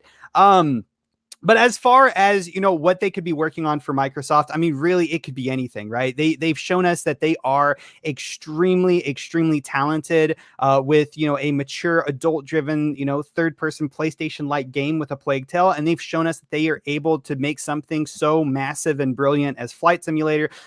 So, you know, they definitely have the chops to go out and do new things. So, I mean, it could absolutely be really anything. For me personally, I really hope that it is a mature, adult-driven, like PlayStation-like game, because I know I can play those on PlayStation, but it's just really nice to be able to get that experience on my Xbox and unlock achievements and have fun, you know, on the Xbox with those types of games as well. But if I was going to put money on the table and call a bet of what they are doing, I would say that they are creating the next Quantum Break game. They, you know, they did work previously on the first Quantum Break. This is a genre that matches their skill sets perfectly. You know, A Plague Tale is a great example of that. You know, there are still plenty of people that would love to see a second Quantum Break, myself definitely included in that. And Microsoft does own this IP, and I don't know if it's similar to the whole Alan Wake thing, but you know, possibly if they don't do anything with the Quantum Break IP, they may lose it to Remedy like they did with Alan Wake. I'm not 100% sure about that, but I did research, and Microsoft Studios do own the IP for Quantum Break. Yep. So for me, I think that it just makes the most sense for all of those reasons for it to be Quantum Break. And I really hope it is. Well, I mean, look, the thing is this, to your point, Quantum Break is, and I'll say this, folks, it's a game that if you passed on it because it was running at 720p when it released, and you A, enjoy Remedy told stories, or B, have been barking that you want more mature titles that are very similar to what you find on PlayStation, and you skip this, A, go boo yourself. Literally get someone to boo at you. And then, what if you played it and you didn't like it? Then you didn't. Well, like then, I mean that's okay. Oh, okay. We can have different opinions. I thought you were like, I mean, I'll just lose a like, massive amount of respect for you, but that's okay. I lose that respect. Look, I do want to say this again, and I really do mean this. Not every game is for every gamer. We are all aware of that. Some people are going to fall in love with a game for a specific reason, while others will look at the same game through the same lens and be like, just kind of not my bag. Perfect example. I thought I could find my way around enjoying the Gears Tactics game. I could not. Right. I could not. I played maybe about 35 minutes of it. I thought that graphically, the story being told, it just looked beautiful. The CG movies were what you would expect. It's just, I thought I could get into it, and I just can't. It's just not for me. But I'm enjoying the Hive Busters DLC as much as I've enjoyed any Gears in the last X amount of years. So there you go. But Quantum Break is in Game Pass. Quantum Break is a game that takes advantage of your new hardware. And if you want that story, that adult themed story, I think you should give it a shot. And to your point, Zemi, if Remedy isn't going to do it, my God, having this developer do it, having Asobo potentially take the reins in telling their version of a Quantum Break, could it be a reboot? Could it be could it be an extension of the story? Could it be a side story? We don't know. I mean, again, but And- it is certainly a good pick. Well, and like I said, Asobo did work on the first one. They did work on the first one with Remedy, and Microsoft does own that IP. So there you go. And you know something? Why the heck not? Why not take advantage of of someone that's worked with Remedy, see what they can do in those PlayStation type titles, and make an exclusive. And you know something, folks? Let's get the chat involved. We have over 400 people here. How many people in this chat want to see a Quantum Break 2? Put a 1 for that. And if you're not in, if it's not your bag, put a 2. So let's get people involved. Archimedes, we're gonna go to you. Actually, you know what? We're gonna go to you next because you answered first with a whopping gigantic or ginormous one. For you, Asobo is a studio that is quietly becoming something that a lot of people need to take an interest in. What worries me is exactly that point. They are a studio that people are going to start taking a look at because of what they did with Flight Simulator, what they did with A Plague Tale, and which we now know worked on Quantum Break. They have the chops, and if Microsoft doesn't, get in there, man, it'd be really sad if someone swapped them up and they could not make games for the Xbox platform anymore. First of all, what do you think that they're working on? And more importantly, do you think that they should become a first-party studios sooner than later?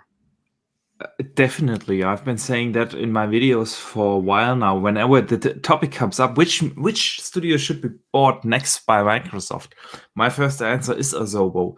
Adding up on that, they didn't just work on A Plague Tale and the Flight Simulator and Quantum Break. They also worked on Recore. Yeah, yes, as a support they studio. did. So I think there is a close relationship with Microsoft as a support studio, even as a lead studio now in the Flight Simulator. And look at the technology that they used in the Flight Simulator. It's incredible. Such an independent studio can deliver and develop such an incredible technology. Look at the Blake's Tale. Besides, you are 100% right. The game is incredible from story and gameplay mechanics. But when I booted it up for the first time, I thought, okay, this is an Unreal Engine game. No, it's not. They developed their own engine for that game. And look at that game. It is gorgeous. An independent studio that can develop an engine on their own with such a high quality and in parallel develop the game with all its storytelling, that there is a ton of talent there. And I think maybe one of the sentences you said first is right. They might not want to be acquired, but if they want to be acquired, Microsoft definitely should buy them. It's such a talented studio, so much potential there. What else to say? Well, what I do want to add to your fantastic point is that yes, if they do have a good working relationship with Microsoft, and they seem to be that kind of a studio that fits the criteria to being purchased by Microsoft. And again, it's just they have been a support studio for a lot of their games, and my goodness. Would it be incredible to get a Quantum Break 2? I mean, I listen. I'm a bit of a trophy / achievement whore. I'll be the first one to admit it. That game, I got 1,000 out of 1,000, and I do not regret trying to get that 1,000 out of 1,000. It was a game that I was heavily invested in. Again, I understand that maybe it ran at 720p, but even at 720p, quite frankly, it looked pretty damn good. I thought so. And I think that if you missed that game, check it out on the new hardware. It looks and runs. My God, it's incredible. Joe, let's get to you next on this. Asobo Studios. Again, they seem to be that kind of a studio that fits the criteria for being purchased by Microsoft. We've seen studios that work closely with Sony, Sony protecting their own brand by bringing in the Insomniacs, potentially bringing in Bluepoint, which we hear is going to happen next year. Do you think that Asobo Studios should be one of those teams that join Microsoft, because it would be a big sign, in my opinion. And more importantly, what do you think they're working on? So I think I forgot who said this, but we are about to enter the age of consolidation of studios in a major way. We saw it with Codemasters yesterday. Oh, EA yeah. has announced that they purchased them for $1 billion. Yes. We are going to see more studios being bought out, even some publishers being bought out, as scary as that does seem, at least for me. So this is something I expect. Asobo is a really great studio. They've worked closely with Focus Home Interactive. So the one thing that I would think if I'm Asobo is, I have a relationship with Focus Home. I have a relationship with Microsoft. Which one has given me the more creative freedom? If I'm not mistaken, they are working on, if I'm not mistaken, they are working on this weird, like French Revolution, cyberpunk-esque game for Focus Home. So I don't know. I would like to see them, whatever they do, I would like to see. Plague Tale was on the short list. And when we did the Trophy Room Awards last year, they dominated a lot of it. So it's a really great game. People need to go out there and play it. Whatever they do, I just want that. I want that storytelling, because I really think they did stealth really well in that game. And I really like at the end, they gave you the, okay, you've been getting beaten this whole time. Now it's time to start throwing some punches. And man, you throw some freaking punches in that game. Yeah, you do. So, you do. I'm just happy that they're getting the recognition that they very much deserve. And I really love when we hear stories of like these small developers that like finally get their chance. So like for me, I don't want them to make another Quantum Break, because I want them to make their own story. They're capable of doing it. That's what I want. I want them to tell the story they want to tell. So yeah, that's it. I mean, listen, it's a good point. It's a good point, and I think that if you look at Microsoft, how they are, look. I'll say this. I don't know this. I'm completely going off the reservation with this one, but I think it's safe to say that there's a reason why there's an influx of incredible talent trying to work at Microsoft. And I don't think it's just the paycheck. I think, sure, that could be potentially a part of it. But I think it's the way that they do development that might be considered different than many of the other big publishers, like the EAs, like the Activisions. Now, I'm not going to bring Sony into the conversation, because we know what they do. But I'm just saying that there's a certain way that Microsoft is doing their development. You don't hear any people crying in closets, and you don't hear people running to Jason Schreier to drop a bomb of abuse and miscommunication. So if Asobo wants to have that kind of potentially design freedom, then signing with Microsoft might be the best way, because we know what happens when you sign with them. The money truck backs up, and they let you do what you want to do as long as you're going to tell a good story. And we know that they can do that. So I'm hoping that we hear they're one of the, because again, we do know more signings are coming. Satya Nadella said so. And I think that what they're doing, and the reason why we haven't heard anything now, is because it's the holidays. We're at the end of the year. The pandemic is still going on. And I think that once they get past the actual ink to paper with ZeniMax, once that deal is done, you're going to start to see they're going to be a little bit more loose with putting out with, okay, we just signed these X amount of studios, adding more, because we have heard the rumors, this is unofficial, that they want a total of 30 before they're done.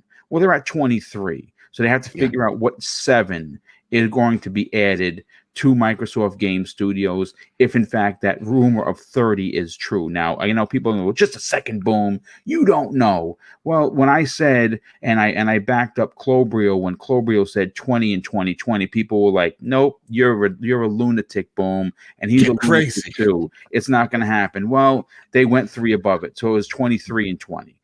So we were right at the end of the day. I do want to move on to the last topic, and this one is a bit of an interesting one. And I want to get the feel of the room on it. Ark II came out of nowhere. Now, Ark 1, very popular survival-esque type of dinosaur game. I had be the first one to admit I put maybe 30 minutes into it, and I realized that, you know what, this is just not for Boom, and I never played it again.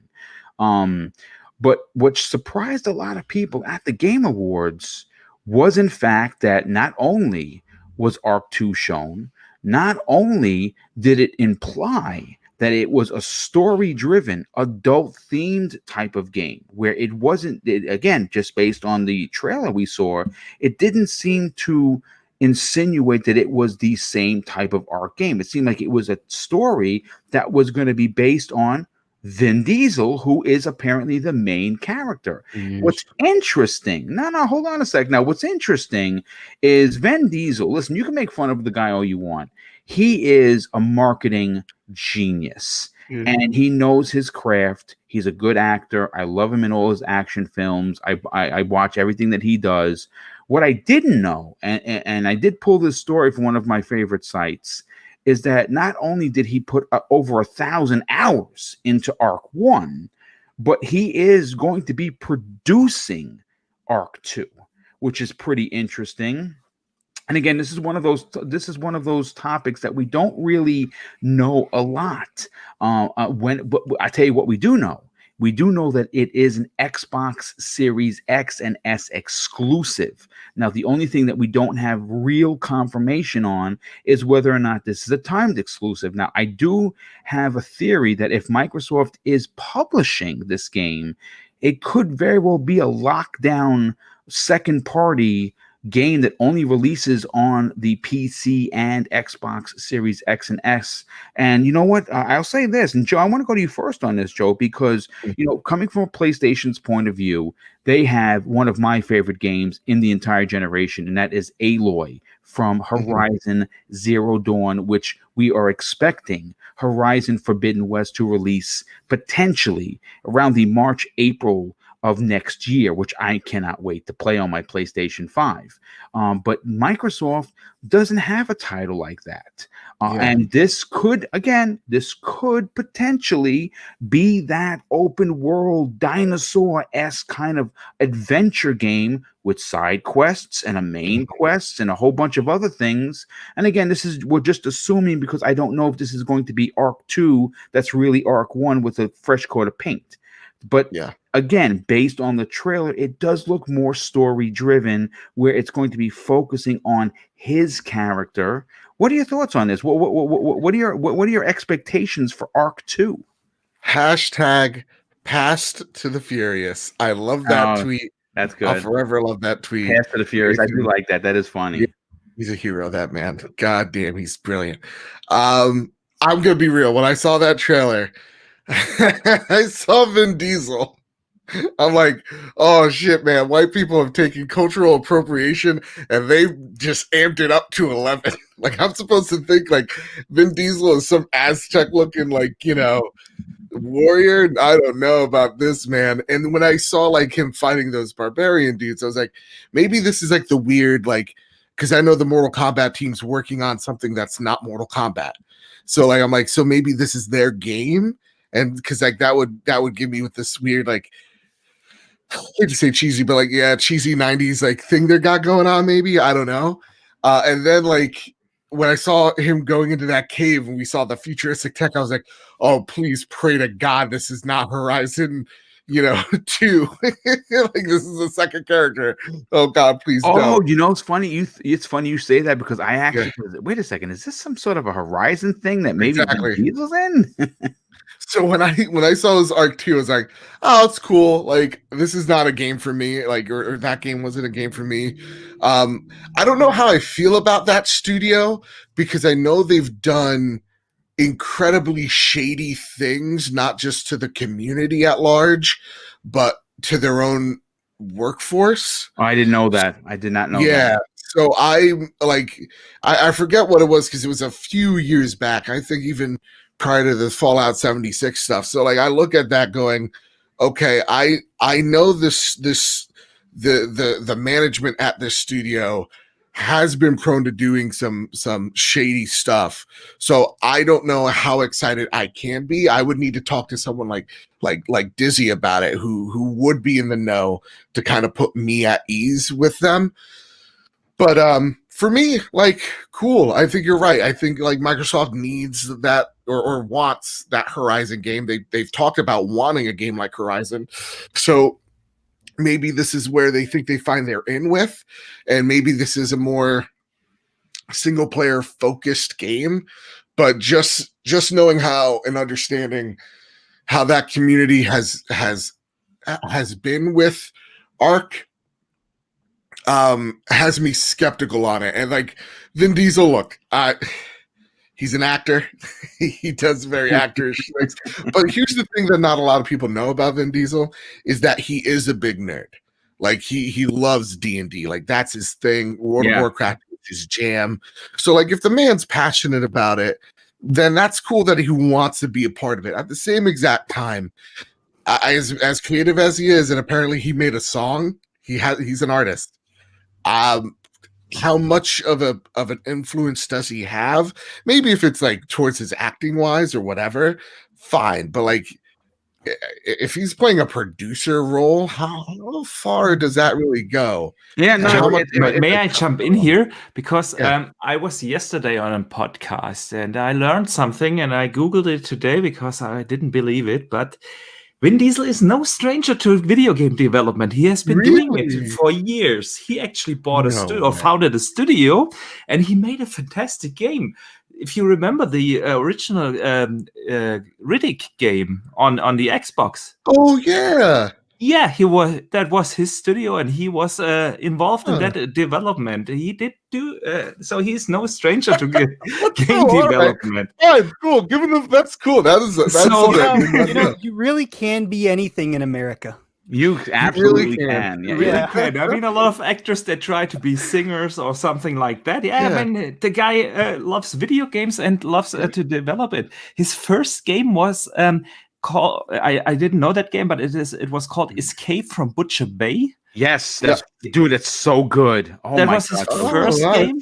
Yeah, and then did the Chronicles of Riddick. Yeah, both good names. Yeah, and honestly, if I had that type of like FU money, I'd be doing the same shit with him. Be like, I just want to make a game. Someone smarter than me put like, this is what I want. Make my vision a reality. Thank you. You know? Yeah. So, yeah, he's no stranger. That's so interesting. I did not know that. That is me neither. I learned that yesterday evening, and it is so funny, and I love it actually. Yeah, that he is so passionate, and apparently, like you said, he played 1,000 hours of Ark. So if it's a game that he's passionate about, why not? And I mean, what I loved about the announcement is that it will get apparently a campaign. Yeah. So. That's something I'm really looking forward to. There's also an anime coming out right alongside of it, which is pretty interesting. And the voice acting it's ridiculous. Like, you got Russell Crowe in there. Like, what the fuck is going on? Yeah, so I mean, again, it looks like it could potentially be something big. Now, real quick, before I get to Archimedes and get your opinion on what you saw, Gotham Guy, very good friend of the show, personal friend of mine. We got a chance to meet at E3 2019. Gotham Guy, what's going on, my brother? He drops an outstanding 10,000 gems. Says a Quantum Break sequel would be fine, but why they haven't started on Alan Wake 2 is beyond me. Oh my God, they need an Alan Wake 2. Yes, they do. It has become a cult favorite over the years, and I don't understand why they're sitting on it. That is a great question, dude. And well, that's all up to Remedy, because Alan Wake, if I'm not mistaken, reverted is owned by back them to Remedy. So, and Remedy has really nothing, I guess, solidly to do with Microsoft anymore. So that is all Remedy. That has nothing to do with Xbox. You'll probably actually see Alan Wake 2, but it'll be multi-plat because they actually bought the rights from Microsoft last year. Yeah, they did last year. Early last year, as a matter of fact. Kirby Zero Louise, good friend and generous friend of the show, he drops an outstanding $5 of says Ark 2 is 100% a timed exclusive. Read the Xbox Wire article on it. It says right in the title, console launch exclusive. Now, you know what? Again, I did read that. And I actually have it in my notes. The issue, the reason why I'm not locking into it being a multiplat is because that word means a lot of things. Mm-hmm. And I don't know if it's a console launch exclusive for the Series X and S, and that it's coming out to PC afterwards? Or is this something that's going to be multi-plat? Again, it's I really don't like the wording. I wish it would be like it's an exclusive and that's the end of the story, or it's not. It's multi-plat, but we have it for a year. Just be honest. But whatever, we'll know. But thank you for the super chat, dude. Thanks so much for always being here. Archimedes, what were your takeaways from the trailer? Did the game interest you in what was shown? Yes, I mean, I'm a little torn because I know the first one was a huge success. Tons of people played it. Yeah, I did not like it, but yeah, it wasn't for me. But to be fair, I didn't really play it in its full release. It launched in this early access. Yes, that's thing. actually where I played it too. It's funny you should say that. Yeah, me too. So I never gave the game a fair chance in its released state. So shame on me there. But what I really liked is to hear that it's getting a full-fledged campaign. The graphics looked insane, and boom, just somebody mentioned it in chat, and I just really briefly looked it up. Aaron Greenberg tweeted about it being exclusive. Yes, he did. Let me quote his tweet here real quickly. "We are excited to be working with the studio's Wildcard team on bringing Ark II starring Vin Diesel exclusively to the Xbox Series XS consoles." That was his tweet. There you go. So, yeah. I mean, listen, Ark is huge. It started as a small game in early access on Steam, but it became a huge game. Tons of people played it, and for Microsoft getting that thing exclusively for the Xbox is huge. It had millions of players. It is well known across the gamer across the gaming industry. Having it now with such a popular face like Vin Diesel is I think a huge deal, and we've been saying it for a while. Microsoft should acquire these exclusive second-party deals, and this is a big one. So yeah, I'm excited. Yeah, me too. And you know something? Again, I'm going to be playing Horizon Zero Dawn or Horizon Forbidden West when it comes out on PlayStation 5. Though a lot of people who are Xbox exclusive folks may want to play a game similar. And I like Vin Diesel. I think that he does bring passion to the roles that he takes. I think that if he, like you said, Archimedes, if he enjoys the game and he's a big fan of it, to have his involvement and potentially, obviously, he's going to star in it, means that he's not going to release a piece of crap. And I think that as an exclusive for Microsoft, I'm not saying it's going to rival Horizon Forbidden West. I'm not looking for it to do that, but it's going to bring that type of game, to the Xbox players. I think it's great around. To be honest with you. Jesse Darby, good friend of the show, he drops an outstanding $2 super chat. Says, have you ever watched the anime Heavy Metal? It's actually one of Mrs. Boomstick's favorites. She absolutely adores that film. And yes, I've seen it multiple times. But Zemi Games, let's get your opinion on this before we get anyone out of here. Listen, I know that we can't pull you from Cyberpunk. I know that is your life, and that's fine. But for the question of the day, did that trailer do anything for you for potentially Ark being an exclusive Horizon Zero Dawn type of game for the Xbox Series X and S coming out in 2022? Yeah, so whenever I was first looking at that trailer, I was like, what the heck is this? And then finally it showed the person's forearm or like wrist area, and I saw, that little diamond gem looking thing, like glowing thing, like on like the wrist, and automatically I was like, that is Ark. That has to be Ark. And I'm a pretty big Ark fan. I don't play as much as I want to play those types of games. Another game that Effecto Studios, I believe that's the right people. Another game that they made was Atlas, and I absolutely loved Atlas as well. It was kind of like Ark Survival Evolved, just with like pirates and ships that you could build. It was really, really cool. Love those types of games. I don't play them as much because they are just time sponges, because people can attack your bases, and oh man, the games are really good though. but whenever I looked at this, I got the same vibes as you did of it being a very narrative, kind of Yeah. story driven game. And I don't know how to feel about that. I'm excited because I like story, but at the same time, that was just a CGI trailer. It didn't really show me anything, of the gameplay. Is it going to be first person? Is it going to be third person? We really just got a CGI trailer. So a lot is still relatively unknown about this game. And so it's kind of hard to really bring out any feelings about it. But I am a fan of Ark. I am a fan of stories. And so it definitely has got my interest. The only thing I don't like about this, and this doesn't have to do anything about the game at all, but I just, you know me, I don't like the idea of taking a franchise that was previously available on other platforms and making it an exclusive. Ark Survival Evolved is a game that, plenty of people on PlayStation have played, and I just kind of don't like the idea that they could potentially not be able to play this if this isn't timed exclusive. Yeah, I mean, listen, we're always going to be at odds with that. I Yeah. think that it's called business. I think Sony does it very well. It's the reason why they sold 112 million consoles. Sometimes you got to spend the bucks and you got to get people to come play on your console. And if that means locking a game, which again, this is a new game. This also is a much different game potentially than Ark 1. This is a story-driven event potentially that is going to live in the world of Ark, but not necessarily run side by side with what is going on with Ark. So again, it's just one of those things that this could have been a title that they wanted to put out. They just could not officially fund the title that they wanted to put out.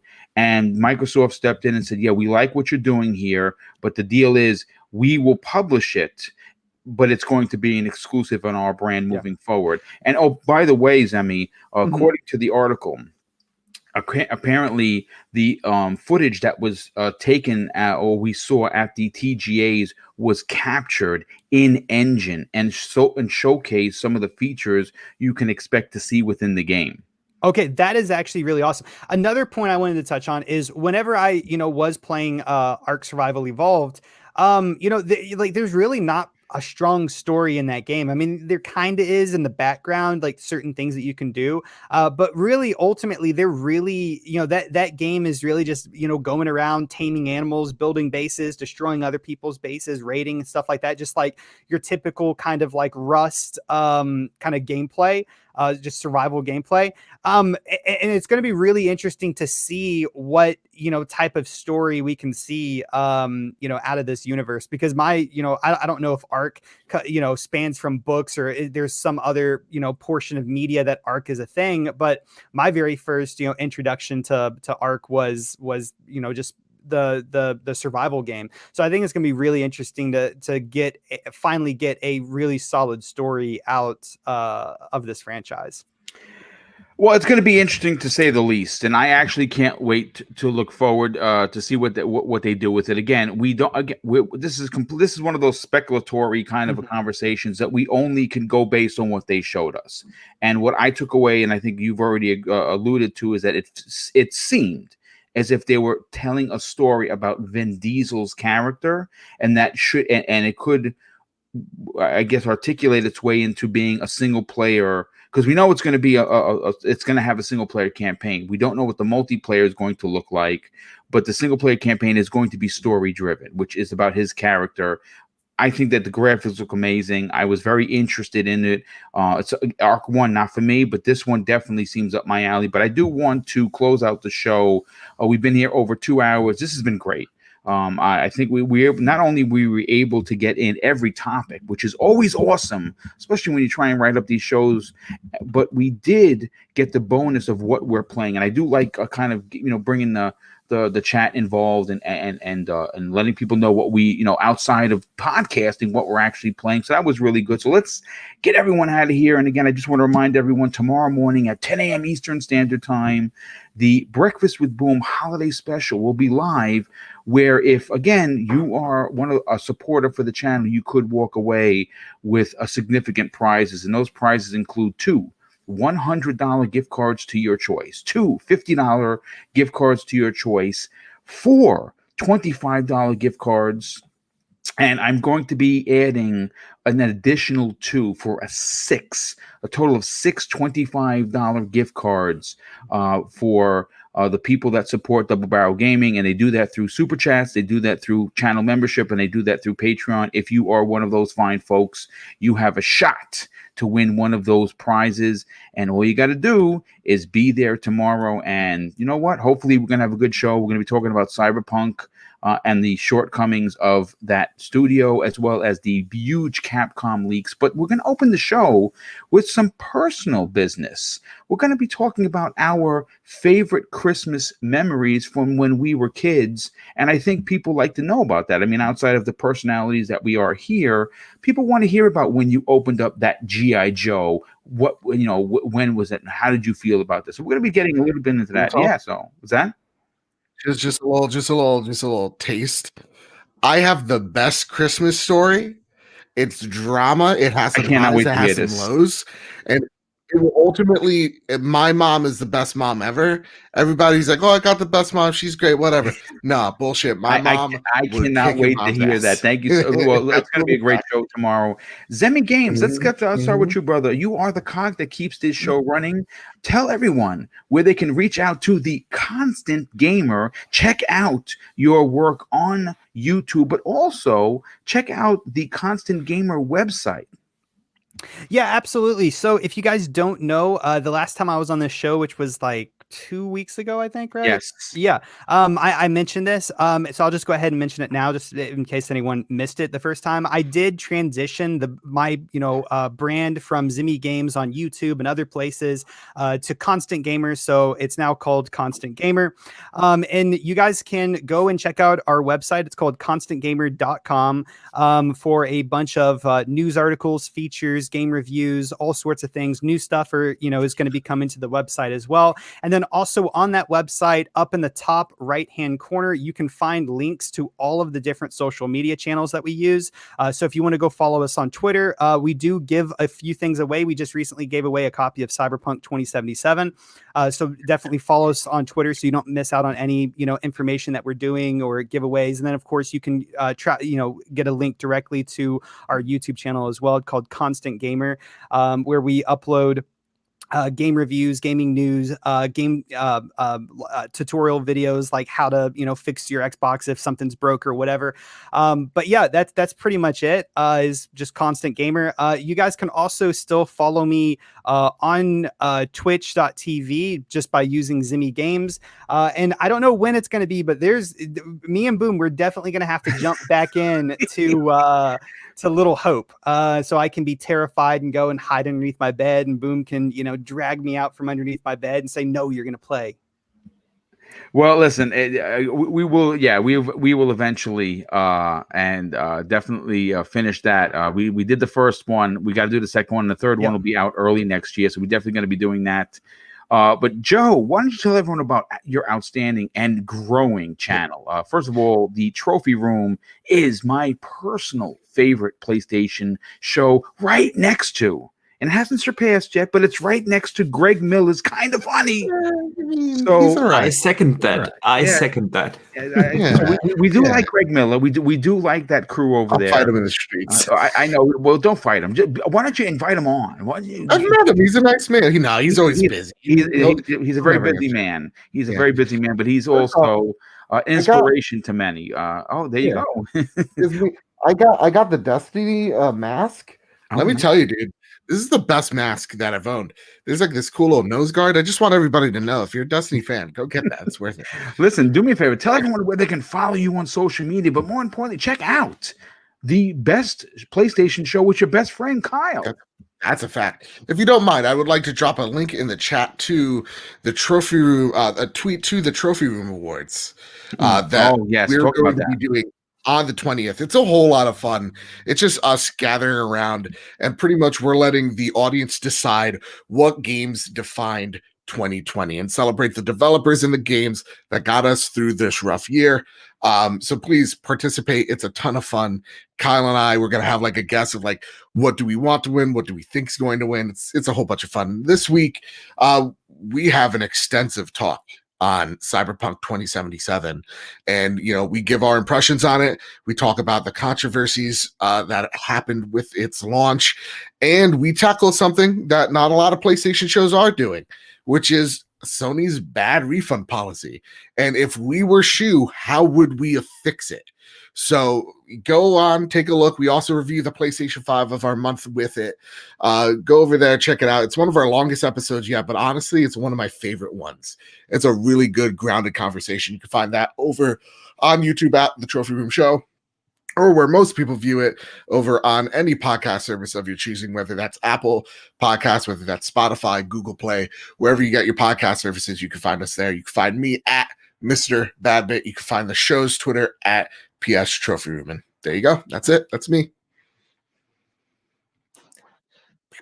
Your mic's muted, by the way.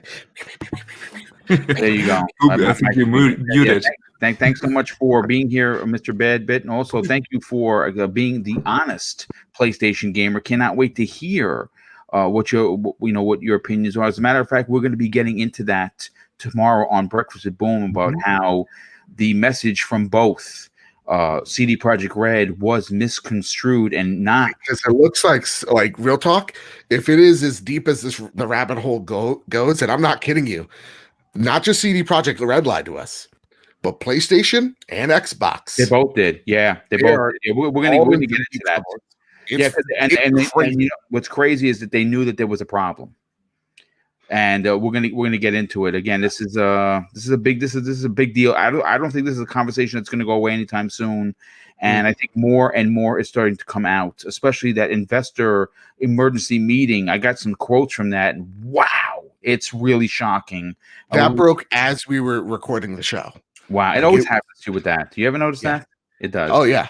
Well, Archimedes. So we were reacting to the fly. Yeah. Archimedes, let's get you on out of here, brother. Obviously, you have been doing some really great things on your channel. You had an amazing show on Tuesday. Both Mr. Badbit and I were a part of it. It was your end of year discussion where you broke down by month what games came out and what news. It was very well handled. Why don't you tell everyone about where they can check out that show? Check out your YouTube channel, but more importantly, follow you on social media. Yeah, first of all, I want to thank you guys for this fantastic show. It's been a blast having actual conversation with different opinions. Joe, Sammy, even though we might have disagreed on some of the things, I love these kind of discussions. That's awesome. And yeah, everyone can find me basically everywhere at Boxenberger on Twitter, PlayStation Network, on Xbox Live, and of course here on YouTube, where I have my YouTube channel. Like you said, I put up a show on Tuesday. Usually I don't do live shows. Usually I have a commentary video game channel where I put up about one video per week about a certain topic of the gaming industry. And but we did a fantastic live show. Thanks again for being part of it. It was really fun. I had a blast. The feedback was great. So thanks again for that, and definitely check that channel out. And otherwise, I hope we hear us soon. Next week will be Christmas, won't have the regular podcast, but after that, I'm really looking forward to be on the show again. Yeah, what we're going to do is next week, we are going to have the primetime gaming on Monday evening. Tuesday, there is not going to be a show. Wednesday, I know that you can't be here, Archimedes. Zemi Games can be here. Joe, I don't know if you'd be able to make it. It is December 23rd. It is the day before Christmas Eve. We will be having an Xbox Factor podcast right before the holiday, and then Boom and the rest of the crews that work with me regularly are going to be taking off for the remainder of the holiday, and we will be back the following Monday for primetime gaming. And in that particular week, we will have an adjusted schedule as well. I'm trying to get on board with everybody, but you will have at least 3 more shows before Christmas. Of course, tomorrow's Breakfast with Boom, which is the holiday episode, Monday's primetime gaming, and also the special edition episode on Wednesday of the Xbox Factor podcast. And everyone, I just want to wish you be safe out there, folks. If you are in the Northeast, it's slippery. It's not snowing anymore, but man, we got dumped. So, of course, I want to say be careful. If you're going to be driving, be careful. You're going to be walking. And if you're going to be out there shopping, wear a mask, wear gloves, wash your hands, be careful. And I'll close out the show with something that's important to me. Hopefully one day it'll be important to you. And that's something that my dad taught me. And I think now more than ever, we need this. And he said, son, treat others how you want to be treated. And also, it doesn't cost anything to be nice. You live by those rules, and I can guarantee you're going to have an awesome day. So take care, everyone. We'll see you next week on the newest episode of the Xbox Factor podcast.